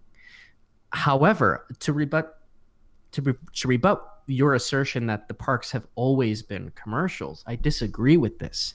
Yes, I mean, you can have special things to promote things that go on in the studio. They're temporary. They're pop-up exhibits. They're not, permanent fixtures in the park that are relying on the public to stay with it forever. I would argue that the Disneyland television series, which had Davy Crockett, that's how Davy Crockett had its start. Davy Crockett was a commercial for Disneyland. Frontierland wasn't a commercial for Davy Crockett. It's vice versa. Walt wanted he knew in order to sell this crazy idea to the public, and not even just to the public, I think he believed the public would go along with it no matter what. He was trying to sell it to, the bankers through television. That if he could create a television series that was Western themed, people would then be interested in a Frontierland. It's not the other way around. It's actually more interesting. So it's really the opposite. Because, I mean, you think about the way Disneyland started was maybe more of that commercial, because it didn't know what it was. But by the time you get to the 60s, the artists, the Imagineers, and even Walt himself were starting to view the parks as a new mode of artistic expression and animation. The reason why Walt got interested in audio animatronics is because he viewed it as the next step in animation, physical, three-dimensional, live animation. So I don't need to tell you that. You know that and love that too. So I don't think that maybe the park started more as a commercial, although I don't think that's 100% true. They became into their own. The park came into its own by the time Walt died. And the Imagineers knew that because it was such a collaborative process, and they carried that forward into the creation of Walt Disney World with Magic Kingdom and especially Epcot Center. So, I mean, that's what I have to say. Now, I have another question, and this is for both you and Matt, because I know Matt's just sitting there drinking his Snapple. And I hope he's entertained at the very least. I love hearing you guys just talk back and forth like this. But continue, Alex. In that case, let me interrupt you in that. All right, so here's another question. And once again, to people watching this isn't because I'm the one that's like totally against Disneyland. I'm just curious. I know exactly what you're doing. Yeah.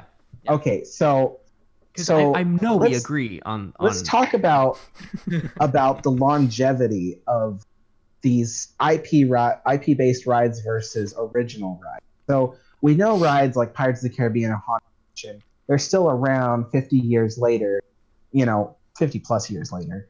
And so obviously they're a testament to the longevity that a original ride can have.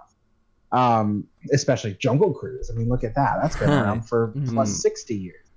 So we know that original rides can have a long longevity. But if you think about it, if you take like these huge rides like Pirates of the Caribbean, Haunted Mansion, Jungle Cruise, and even Thunder Mountain for how long it's been there, and the Mark Twain Riverboat. Mm-hmm. Yeah, you take all that, and you think about the fact that it's taken up space for so long that we've never been able to get a new ride or a different experience in its area because they've always been there. I mean, I think that what if longevity, let's say past 5 years in a park, really doesn't matter? I mean, if every ride at Disneyland was that successful, we'd never be able to build anything new in its place. I mean, there is nothing. I don't want to cut you off, but there's nothing wrong with new. And I think Pirates and Haunted Mansion are still around because at this point they're just cultural milestones in entertainment, and themed entertainment.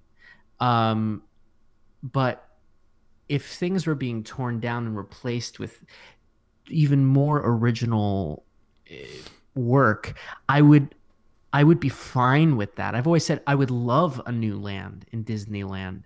This is just the wrong way to go about it.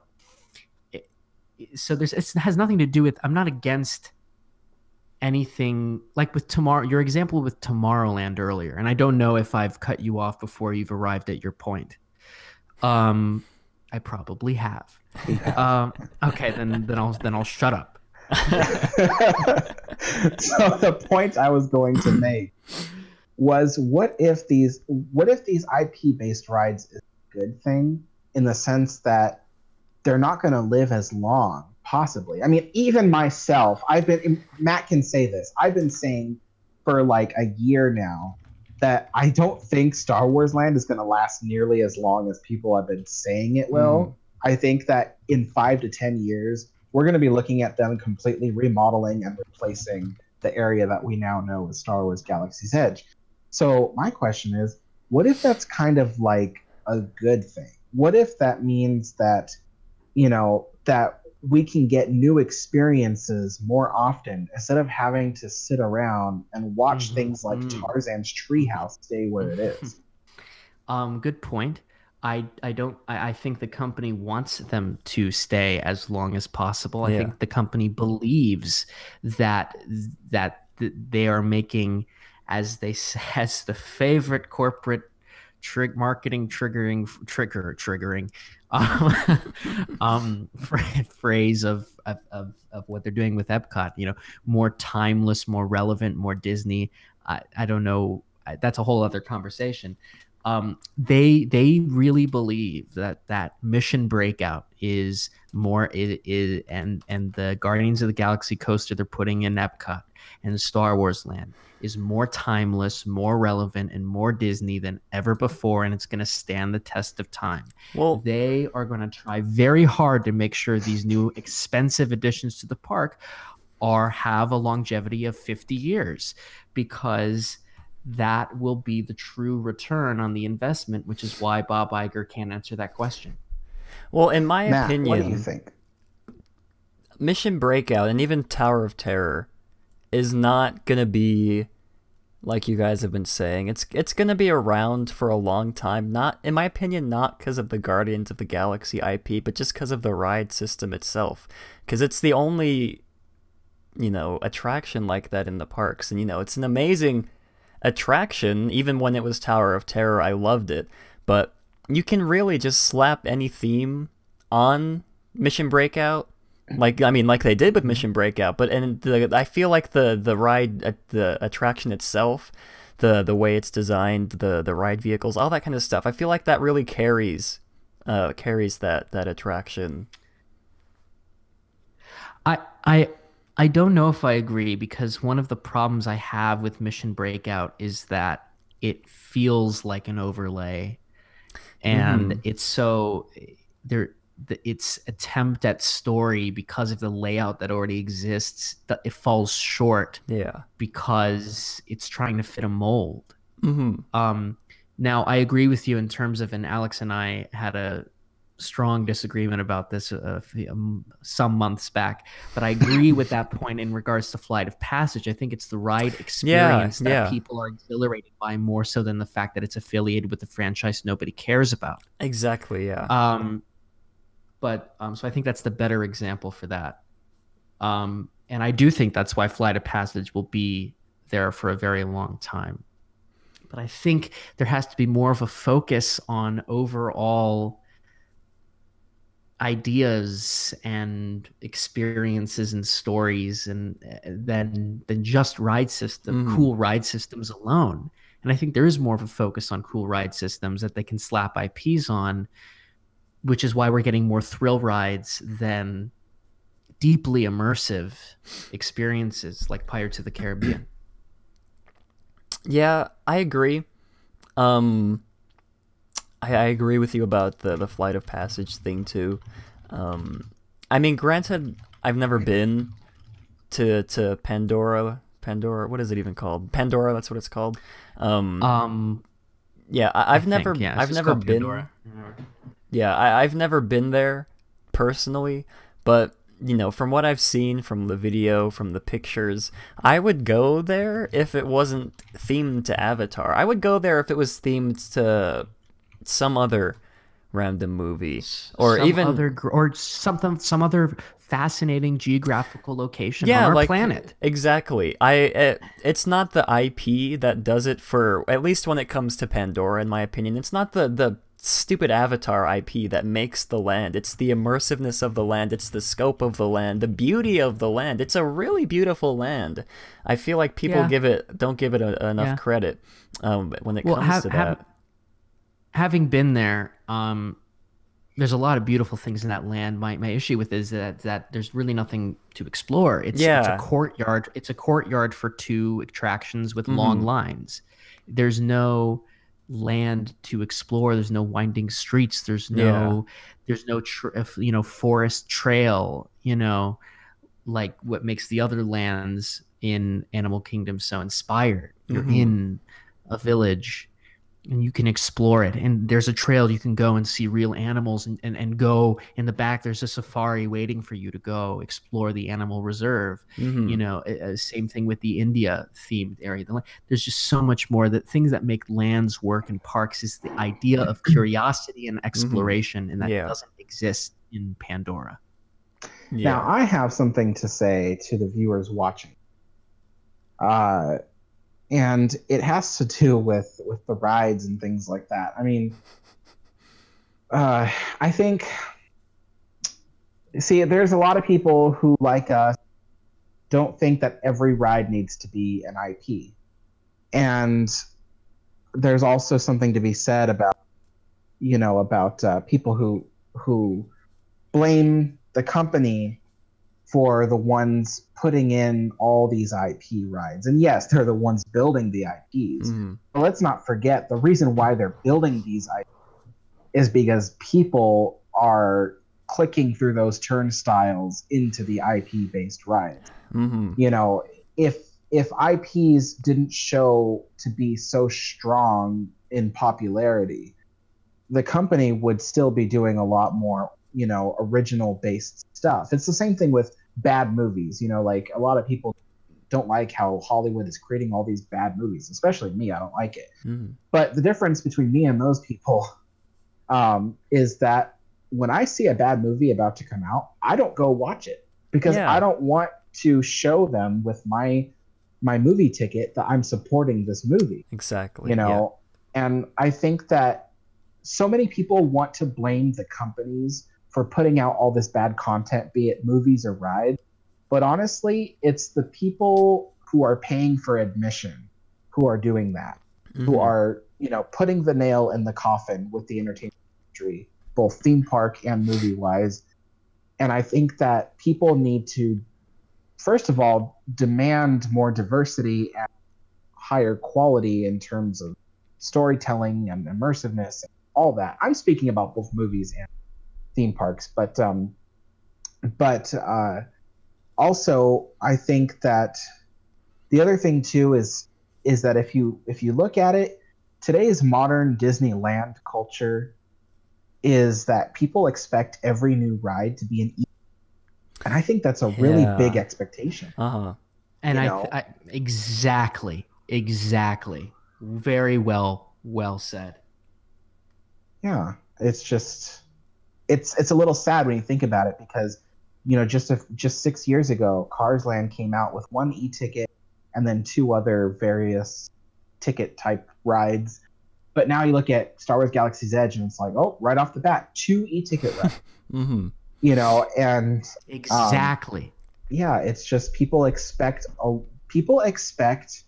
like, you know, like I don't know the word for it, but basically like a blockbuster on every single thing, you know? And it's just like, people need to calm down. Such a good, such a good point. And when you think about what so many Disney fans, myself included, look to the 67 Tomorrowland as a pinnacle of what themed entertainment can do.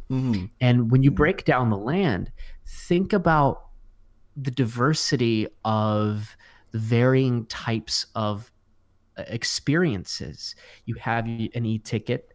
I mean, once you get to the 70s, you have it depends. So many different things were considered e-ticket that we wouldn't consider e-ticket now. So it's like the submarines were, you know, but you have so many different varying forms of experiences. You can go to a Circle Vision show. You can go to the Carousel Theater and then go upstairs and it's an exhibit, you know, and you can go on the People Mover. There's just a varying, that land moved and breathed, and there were so many experiences to offer. It wasn't a courtyard for 2, you know, thrill rides. And it's why that the 67 Tomorrowland is known as being one of the greatest lands Disney has ever made. And it's because of the diversity of experience you could have in that land that wasn't just a cheap thrill, for lack of a better phrase. So my message to everybody watching is, you can't have your cake and eat it too. Yeah, Alex Yeah. does make. Alex and Jeremy do both make really great points. I guess the Mostly way I make good points. I but mean, that's- yeah. I'm just kidding. I'm totally kidding. I will stay silent. I'm totally kidding. The way I haven't been in this. I don't know what to call this industry. I guess I haven't been a part of this like Disney. In YouTube? No, of this like. Just I the don't Disney community, like the Disney internet community. Yeah, I haven't been a part of this Disney internet community, I guess, for a long time. I've only been like here for like maybe 3 years, 4 years. So, I didn't get to experience a lot of the things that happened before, have a lot of people that would I guess like see people's reactions live to what they did in the past, I guess is what I'm trying to say. But from the minimal time of me being in this community, to me at least, it seems like the Walt Disney Company, when they're dealing with Disneyland, it seems like they're, and especially with Bob Iger, I'm trying to figure out how to word this. It feels like they're not trying to invest a lot into the future. They're trying to get as much money as they can from the people now, and not, like I said, from I'm trying to figure out how to word this. I'm sure you guys know what I mean, but they're trying to get as much money from people now instead of, I guess, planning ahead. And I don't know how to phrase it. But do you guys understand what I'm trying to say? Hopefully you do.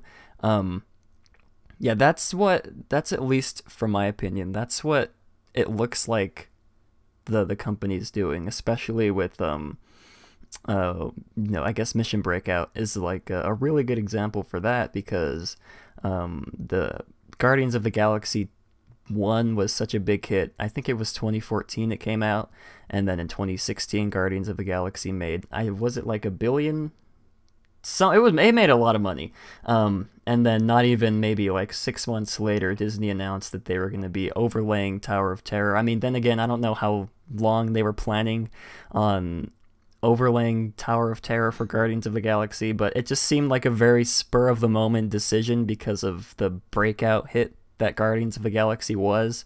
And sure, they were probably planning on doing some sort of Marvel Land type thing in the future, even if Guardians of the Galaxy 2 didn't make as much money as it did.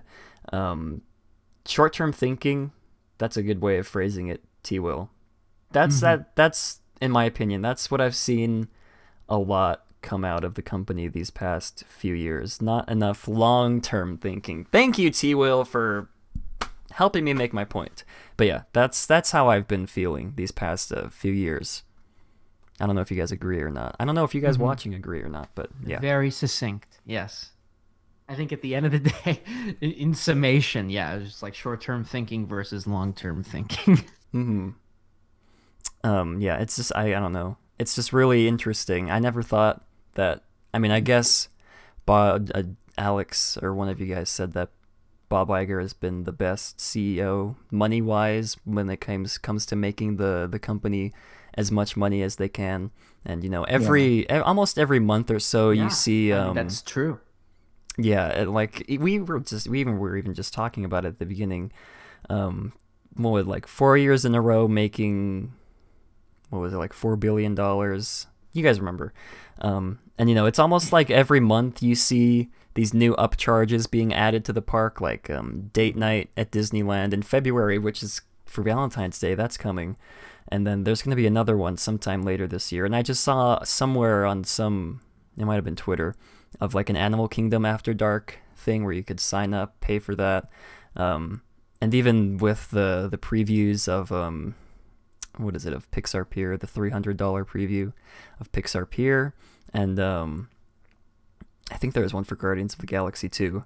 But yeah, it just feels like like I said, there's been a lot more upcharges in the parks for, like these exclusive events. And, of course, people who are big fans of the parks are going to end up paying that because, who wouldn't want to be in Disneyland at past 12 p.m. on Valentine's Day?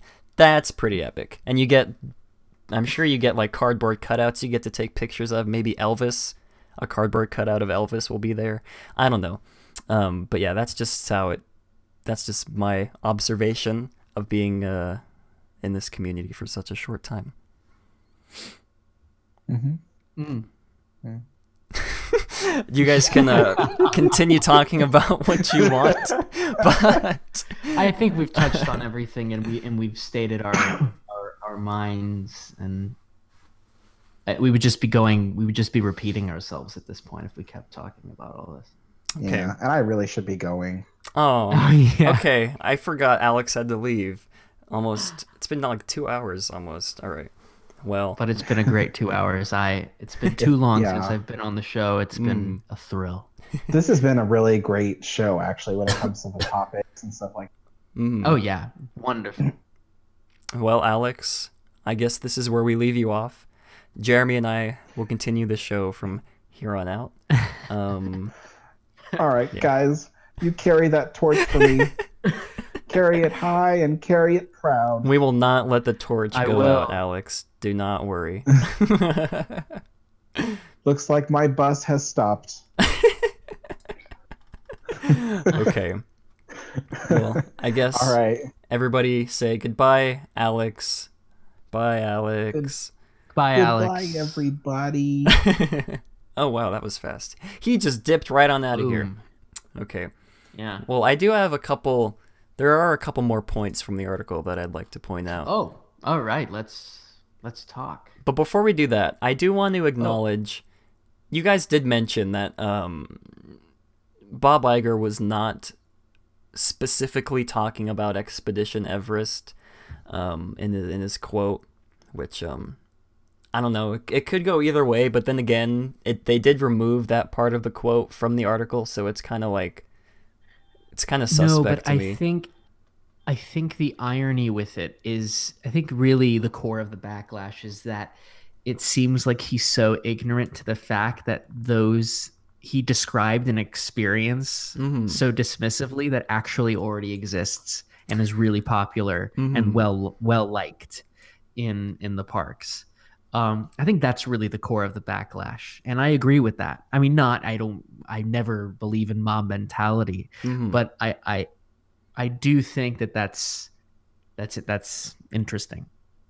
Yeah, and it was also interesting to me how almost maybe like an hour and a half or so afterwards, Joe Road did post to his Instagram about talking about Expedition Everest. I'm not going to read it. Yeah. Oh, well, I guess before we get into that, well, since we're already here, I'll just talk about this, but it could be a coincidence. I mean, it most likely is a coincidence. I'm pretty sure I have the screenshot here. Yeah, here's the screenshot. That's not all of the quote that he put, but if you guys would like to read it, go to his Instagram at Joe Road. But yeah, I did think it was kind of suspect about how, Joe Road immediately after posted to his Instagram talking about, like the backstory creation of Expedition Everest. But other than that, we do have to get into... Yeah. Oh, go ahead if you're going to say something. No, I was just going to say, it could be coincidence. He does love to talk about the art of design in Disney parks all the time, and he loves to talk about Expedition Everest a lot.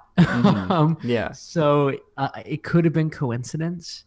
If he actually was hurt by those comments, and I really don't think he was, because he's he designed Pandora, and I'm not a fan. He designed Mission Breakout, and I'm not a fan. But I'm a fan of Animal Kingdom is a masterpiece. So I am a fan of him. But if he is hurt by this, I wonder if it's like a turning point for him in the sense of like, what have I been doing? I want to do more of this and less of that. But I don't think that he was hurt by those coincidental comments. Yeah, I agree. It did sort of get me thinking as well. Maybe he was hurt, and like I said, it is kind of suspect that right after the people were throwing a fit on Twitter about all this, that he decided to post this on Instagram. But yeah, you guys can go read it if you want. I'm not going to read the entire caption, but we do need to get into Bob Iger's apology. Kind of an apology. A little bit, yeah. So this is kind of interesting because he's replying to, I don't know who WDW Theme Parks at WDW Theme Parks is, but this guy right here, he's Ian from Fresh Baked. I just thought that was kind of interesting how Bob Iger replied to Ian from Fresh Baked. But yeah, so Bob Iger replies, I'm not sure what the comment thread above what WDW Theme Parks said. They could just be replying to, the same screenshot I've been showing you guys about him, what we've been talking about for the past hour. But he says, for the record, I love Expedition Everest and the whole land around it, and I never suggested otherwise. It is distinct, not nondescript, and its popularity, or as its popularity suggests. So that's his, not necessarily an apology, but his reply to all of the backlash he'd been getting on Twitter because of the things that he said. And this came to our attention like just minutes before we started the show. So yeah, it's really interesting because it doesn't seem like an apology. And what's the most interesting thing about it, he never interacts with the fan base at all. But this is the first time it seems clear that he's been aware for a while. I mean, that's my assumption, that the fan base is very critical of his direction with the parks. And he seems to be interacting with that for the first time, because it's not just like a blanket statement tweet. I apologize for my comments about, that happened to align with describing an attraction that already exists. My apologies to Joe Road and the creative team. It wasn't like that. It was a response to one of us. You know? And I mean, these Twitter threads, which is really interesting. And these Twitter threads were happening pretty late at night. Not that late. I'd say maybe like 8 o'clock my time is when I started seeing a lot of the debate roll in about all the stuff he said. And I mean, it just got me wondering. I wonder if he was just sitting in bed with his wife, scrolling through Twitter. 3:14 p.m. Oh, okay. Well, never mind. That completely negates that.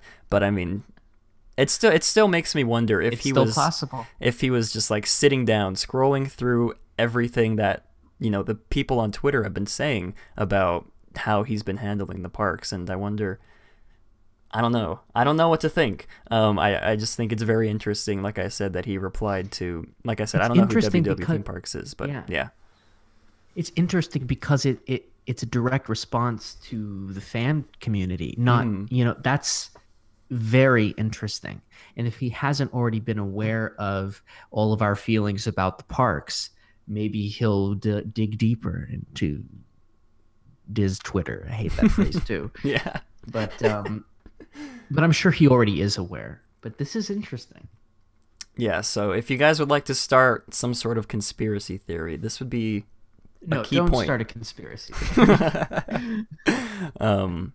But yeah, maybe one day we'll get Bob Iger to reply to one of us on Twitter. We can only dream. With great thoughtful discourse. Yes. That would be great. But yeah, like I said, I'm not sure what the context of this tweet to him, this tweet that he replied to WDW Theme Parks was. I'd love to see like the full comment thread if someone would like to send that. Either, I guess, on Discord would be the best place. I'd love to read what the context was for him saying that. But yeah, I guess moving on. I do have this picture of Walt. It's sort of like become a meme in the Discord channel, and I feel like this is very appropriate. This image of Walt Disney shooting a gun on a Jungle Cruise is very appropriate for for this. It's a great picture. But yeah, there's Joe Road, and we will get back to the article. Just a couple more points. Not that many more big things to talk about, but let's see. Yeah, 2 more points. This won't take too long, you guys. The interviewer asks him, do you still feel like you can bring more people through the parks, or is it more about growing ticket prices? And he replies, in some, you get more repeat visitation and increased length of stay because there's more to do. You get more capacity. When Star Wars opens in Anaheim in June, and this is the part where he reveals that Star Wars Land is opening in June in Disneyland. So for those of you guys, I was gonna say it when we were talking about Galaxy's Edge earlier, but breaking, Star Wars Land opens in June in Anaheim. Let's see. So when Star Wars opens in Anaheim in June and in Florida later in the year, that's adding capacity. You're adding 14 acres of land each, more rides and more things for people to do. It's the biggest land we've ever built. We're just getting higher demand on our product spread throughout the year. That gives you pricing leverage. But what we're also trying to do is be much smarter about pricing strategy to try and spread attendance and reduce attendance in the peak periods so we can improve guest satisfaction. Crowding is an issue. So, yeah, it's sort of interesting to note that I feel like at some point, Alex, in the past, we've talked about how Star Wars Land is supposed to give Disneyland more capacity, and I feel like Alex in the past has said something about that. So if someone wants to find a quote from Alex about that. Yeah, well, I think Alex used to talk about how just how Disneyland management is ill-equipped to deal with the crowds that will come in this first summer, and I definitely agree with that. And crowding is already an issue. Yeah. But I guess he does have a point. When the hype dies down, when normal crowds resume, it is more capacity in a sense, and people are going to spend a lot of time in that land. So I don't know. He could be right about that, and I'm sure he has the research to know whether or not that's going to work or not. Yeah. Very interesting. Like Alex and I said last week, we're going to both try and be there opening day of Galaxy's Edge just to see the chaos unfold. Right. I'd love to live stream that. You. Yeah. I'd love to live stream that for you guys just so we can get like a full live experience of I don't even know what to expect, honestly, but we'll see. Oh, Alex is in the chat. I said that Disneyland's key areas such as Main Street, New Orleans Square, etc. don't have the capacity to handle the extra crowds Galaxy's Edge will bring. There we go. Thank you, Alex. For even when he's not here, he's here. So thank you, Alex. Let's see. Last one. The interviewer asks what Bob's favorite ride is in Disneyland. I love this. He says, I happen to love Pirates of the Caribbean. It was the last great attraction Walt was really involved in creating. He died just before it opened. And you go and you think, this is just silly, but it's great. You look at Main Street and you look at the kids meeting Mickey. I love it because of what it means to people. I don't go thinking, wow, look at what they're charging for those churros. Isn't that great? I just love this. I believe him too. There's another thing he says earlier in the interview about how he doesn't look, when he goes to the parks, he doesn't look at the parks as a businessman. He looks at the parks as a human being. Yeah. Who knows whether that's a rehearsed line or not? I believe him though, because from what I've heard is that he does secretly go to the parks. So I believe him when he says that. And any smart, I just get the sense that he would do that. However, it's like, what a simplistic way of viewing Pirates of the Caribbean. I know, yeah. That's my response to that. Even after the hour-long conversation we were just having about him not wanting any more original attractions, he goes and says Pirates is the last created. His favorite, you know, as he said, it was kind of, he didn't really answer the question, but his supposed favorite attraction is a testament to what original content in theme parks can do. So that's interesting. Poor Bob. He doesn't know what he's gotten himself into. Okay. Well, I think that wraps up this whole article. Like I said, if you guys would like to read on about this more, the link will be in the description. It's a really great read, like we've been saying. I'd really recommend you read it, because I did leave out a large portion of the interview. I just wanted to touch on a lot of the major points that he made in the article, and of course the one quote by him that will forever live on in infamy. But yeah, I guess that wraps up this part of the show. Now it is time for everyone's favorite, Matt Hosts Ghosts. Let's see. Today is the... Oh no. Today is the finale, everybody, of The Desolation of Oink, written by my main man Nate, who is in chat currently. And he also said sent a teaser our way of the new story he's been writing. So very excited to get into that. We're gonna find a way to display this Oink story somewhere on the Discord server so everybody can read it. Just so you don't have to come back to the podcasts to read the whole thing. We'll let you guys know when that's up. But until then, I want to see if this program works again. It did not. God. It is not working. Okay, well, yeah, I'll look into that next week, everybody. But it is now time, everybody, for Matt Hosts. Where is the audio file? Here we go. For Matt Hosts Ghosts. Welcome to Matt Hosts Ghosts.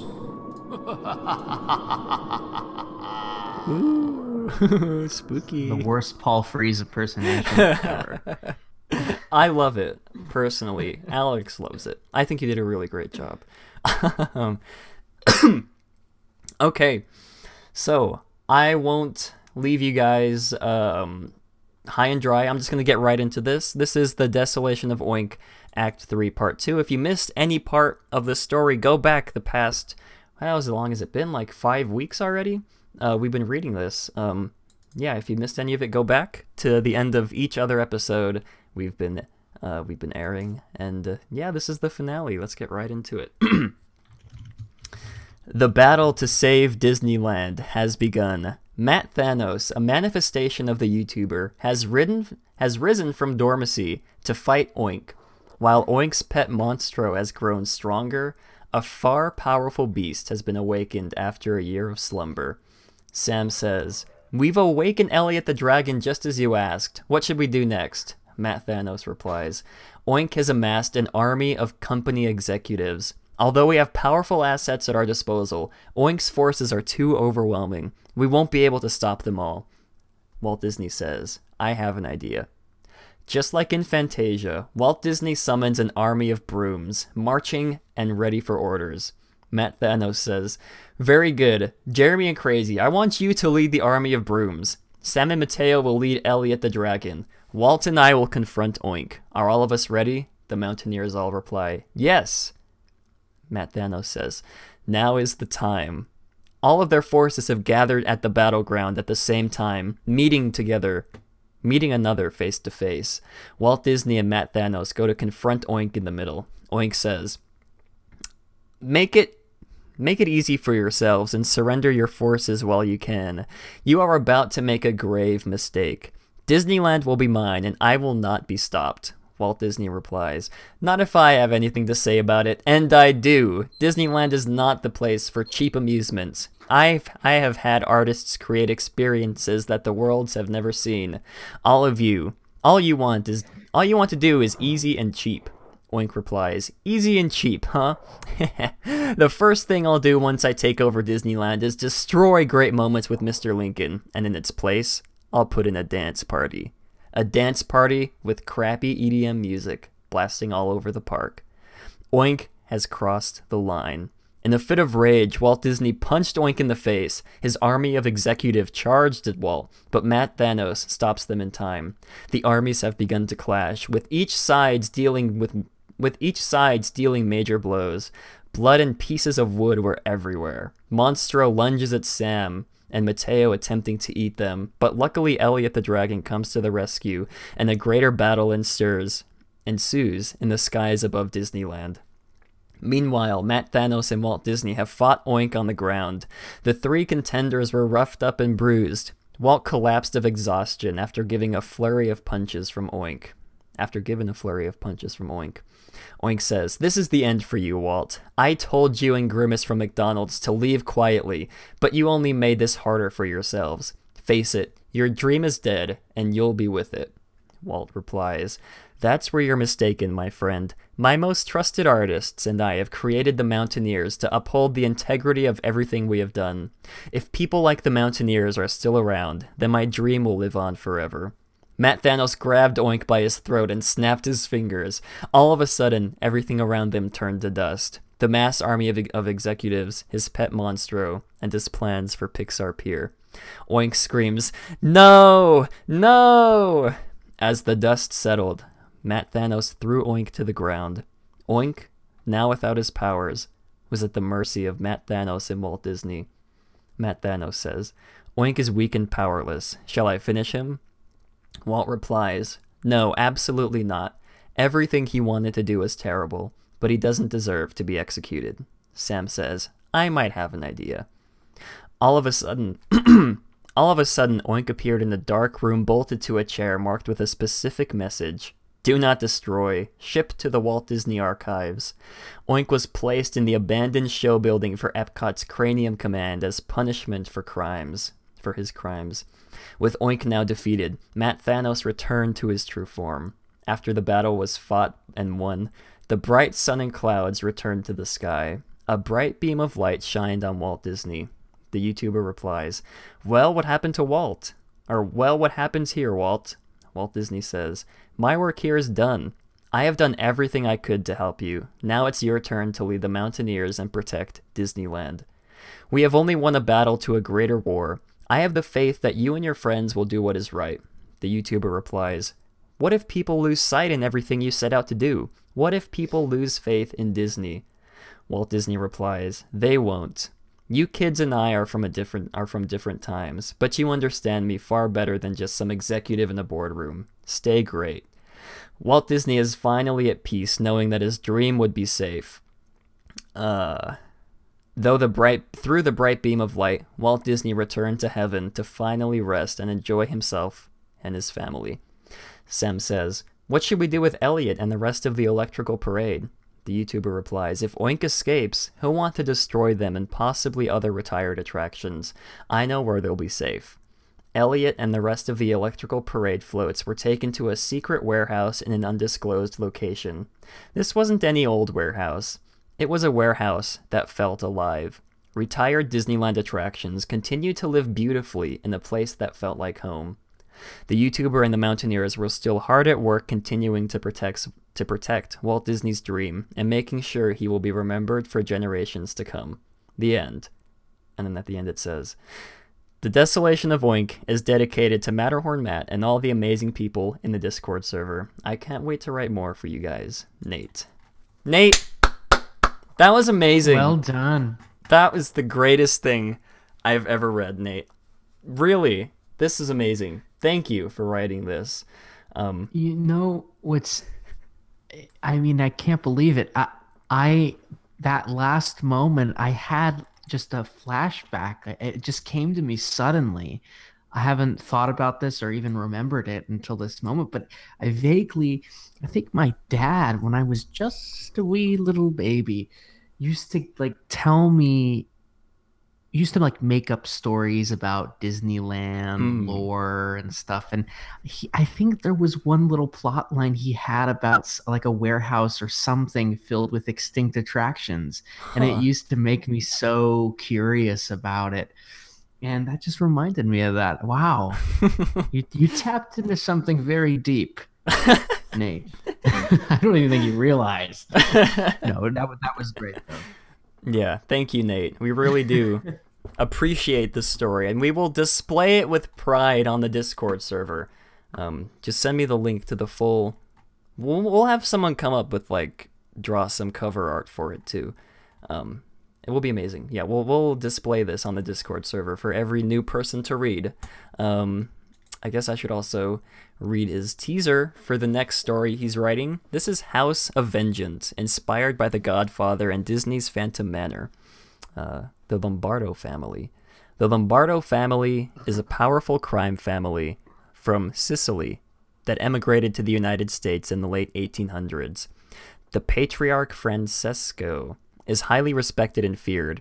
His wife, Greta, a daughter, Anna, and his son, Luca, also his heir. On the day of his daughter's wedding, a mysterious presence is felt in their lavish home. One by one, guests are found dead. As each guest is found, the killings get even more gruesome than the last. Who is the killer? Is he someone out for revenge or something far more sinister? Ooh. I can't wait to see what this is, Nate. I've never seen The Godfather, so... Oh, you should. I guess. There's a lot of movies I need to watch. Well, that's one of them. I'm planning to watch Dumbo, maybe tonight, Yes. tomorrow. Oh, do it tonight. Tonight. I'll do it tonight. It's not too long. I can probably manage it. Yeah, it's an hour. You can do it. Okay, I'm going to do it. I'll update everybody next week and also on the Discord server. Wait. Oh my god. Yeah, I'll watch Dumbo tonight. There's so many others that I have to see as well. Excuse me. But yeah, again, thank you, Nate, for writing this amazing story. I hope everybody listening enjoyed it. I know I did. Maybe we should hire some fancy ASMR YouTuber to make like a voiceover of this, like an audiobook. That'd be pretty cool. Because I'm not the best at reading, in case you guys didn't know. But I think that's gonna wrap up this episode of Matterhorn Mondays. We hope you all enjoyed. We know it's been a long one. 2 hours and 39 minutes this stream has been going. Hopefully, to all you 8 people who are still here, I think most dipped out right before the spooky stories. Matt, don't watch the Cowboys wide receiver breaking his leg. Did that just happen right now? Okay, I need to see that. Okay, I'll watch. I'll put on the game after this. But yeah, we're glad all 7 of you now stayed with us to the very end, and we appreciate everybody else. Almost 22, I think, people we peaked at. Started with, and then once the opening disaster happened, we knocked off about 10 of those viewers. But it went up to 18 at a certain point, so we did pretty good. Yeah, it was a really great stream. I had a blast. I'm sure Jeremy and Alex did as well. Absolutely. And yeah, again, thank you all so much for, I guess, listening to the very end. We hope you all enjoyed, and as always, have a great, big, beautiful tomorrow.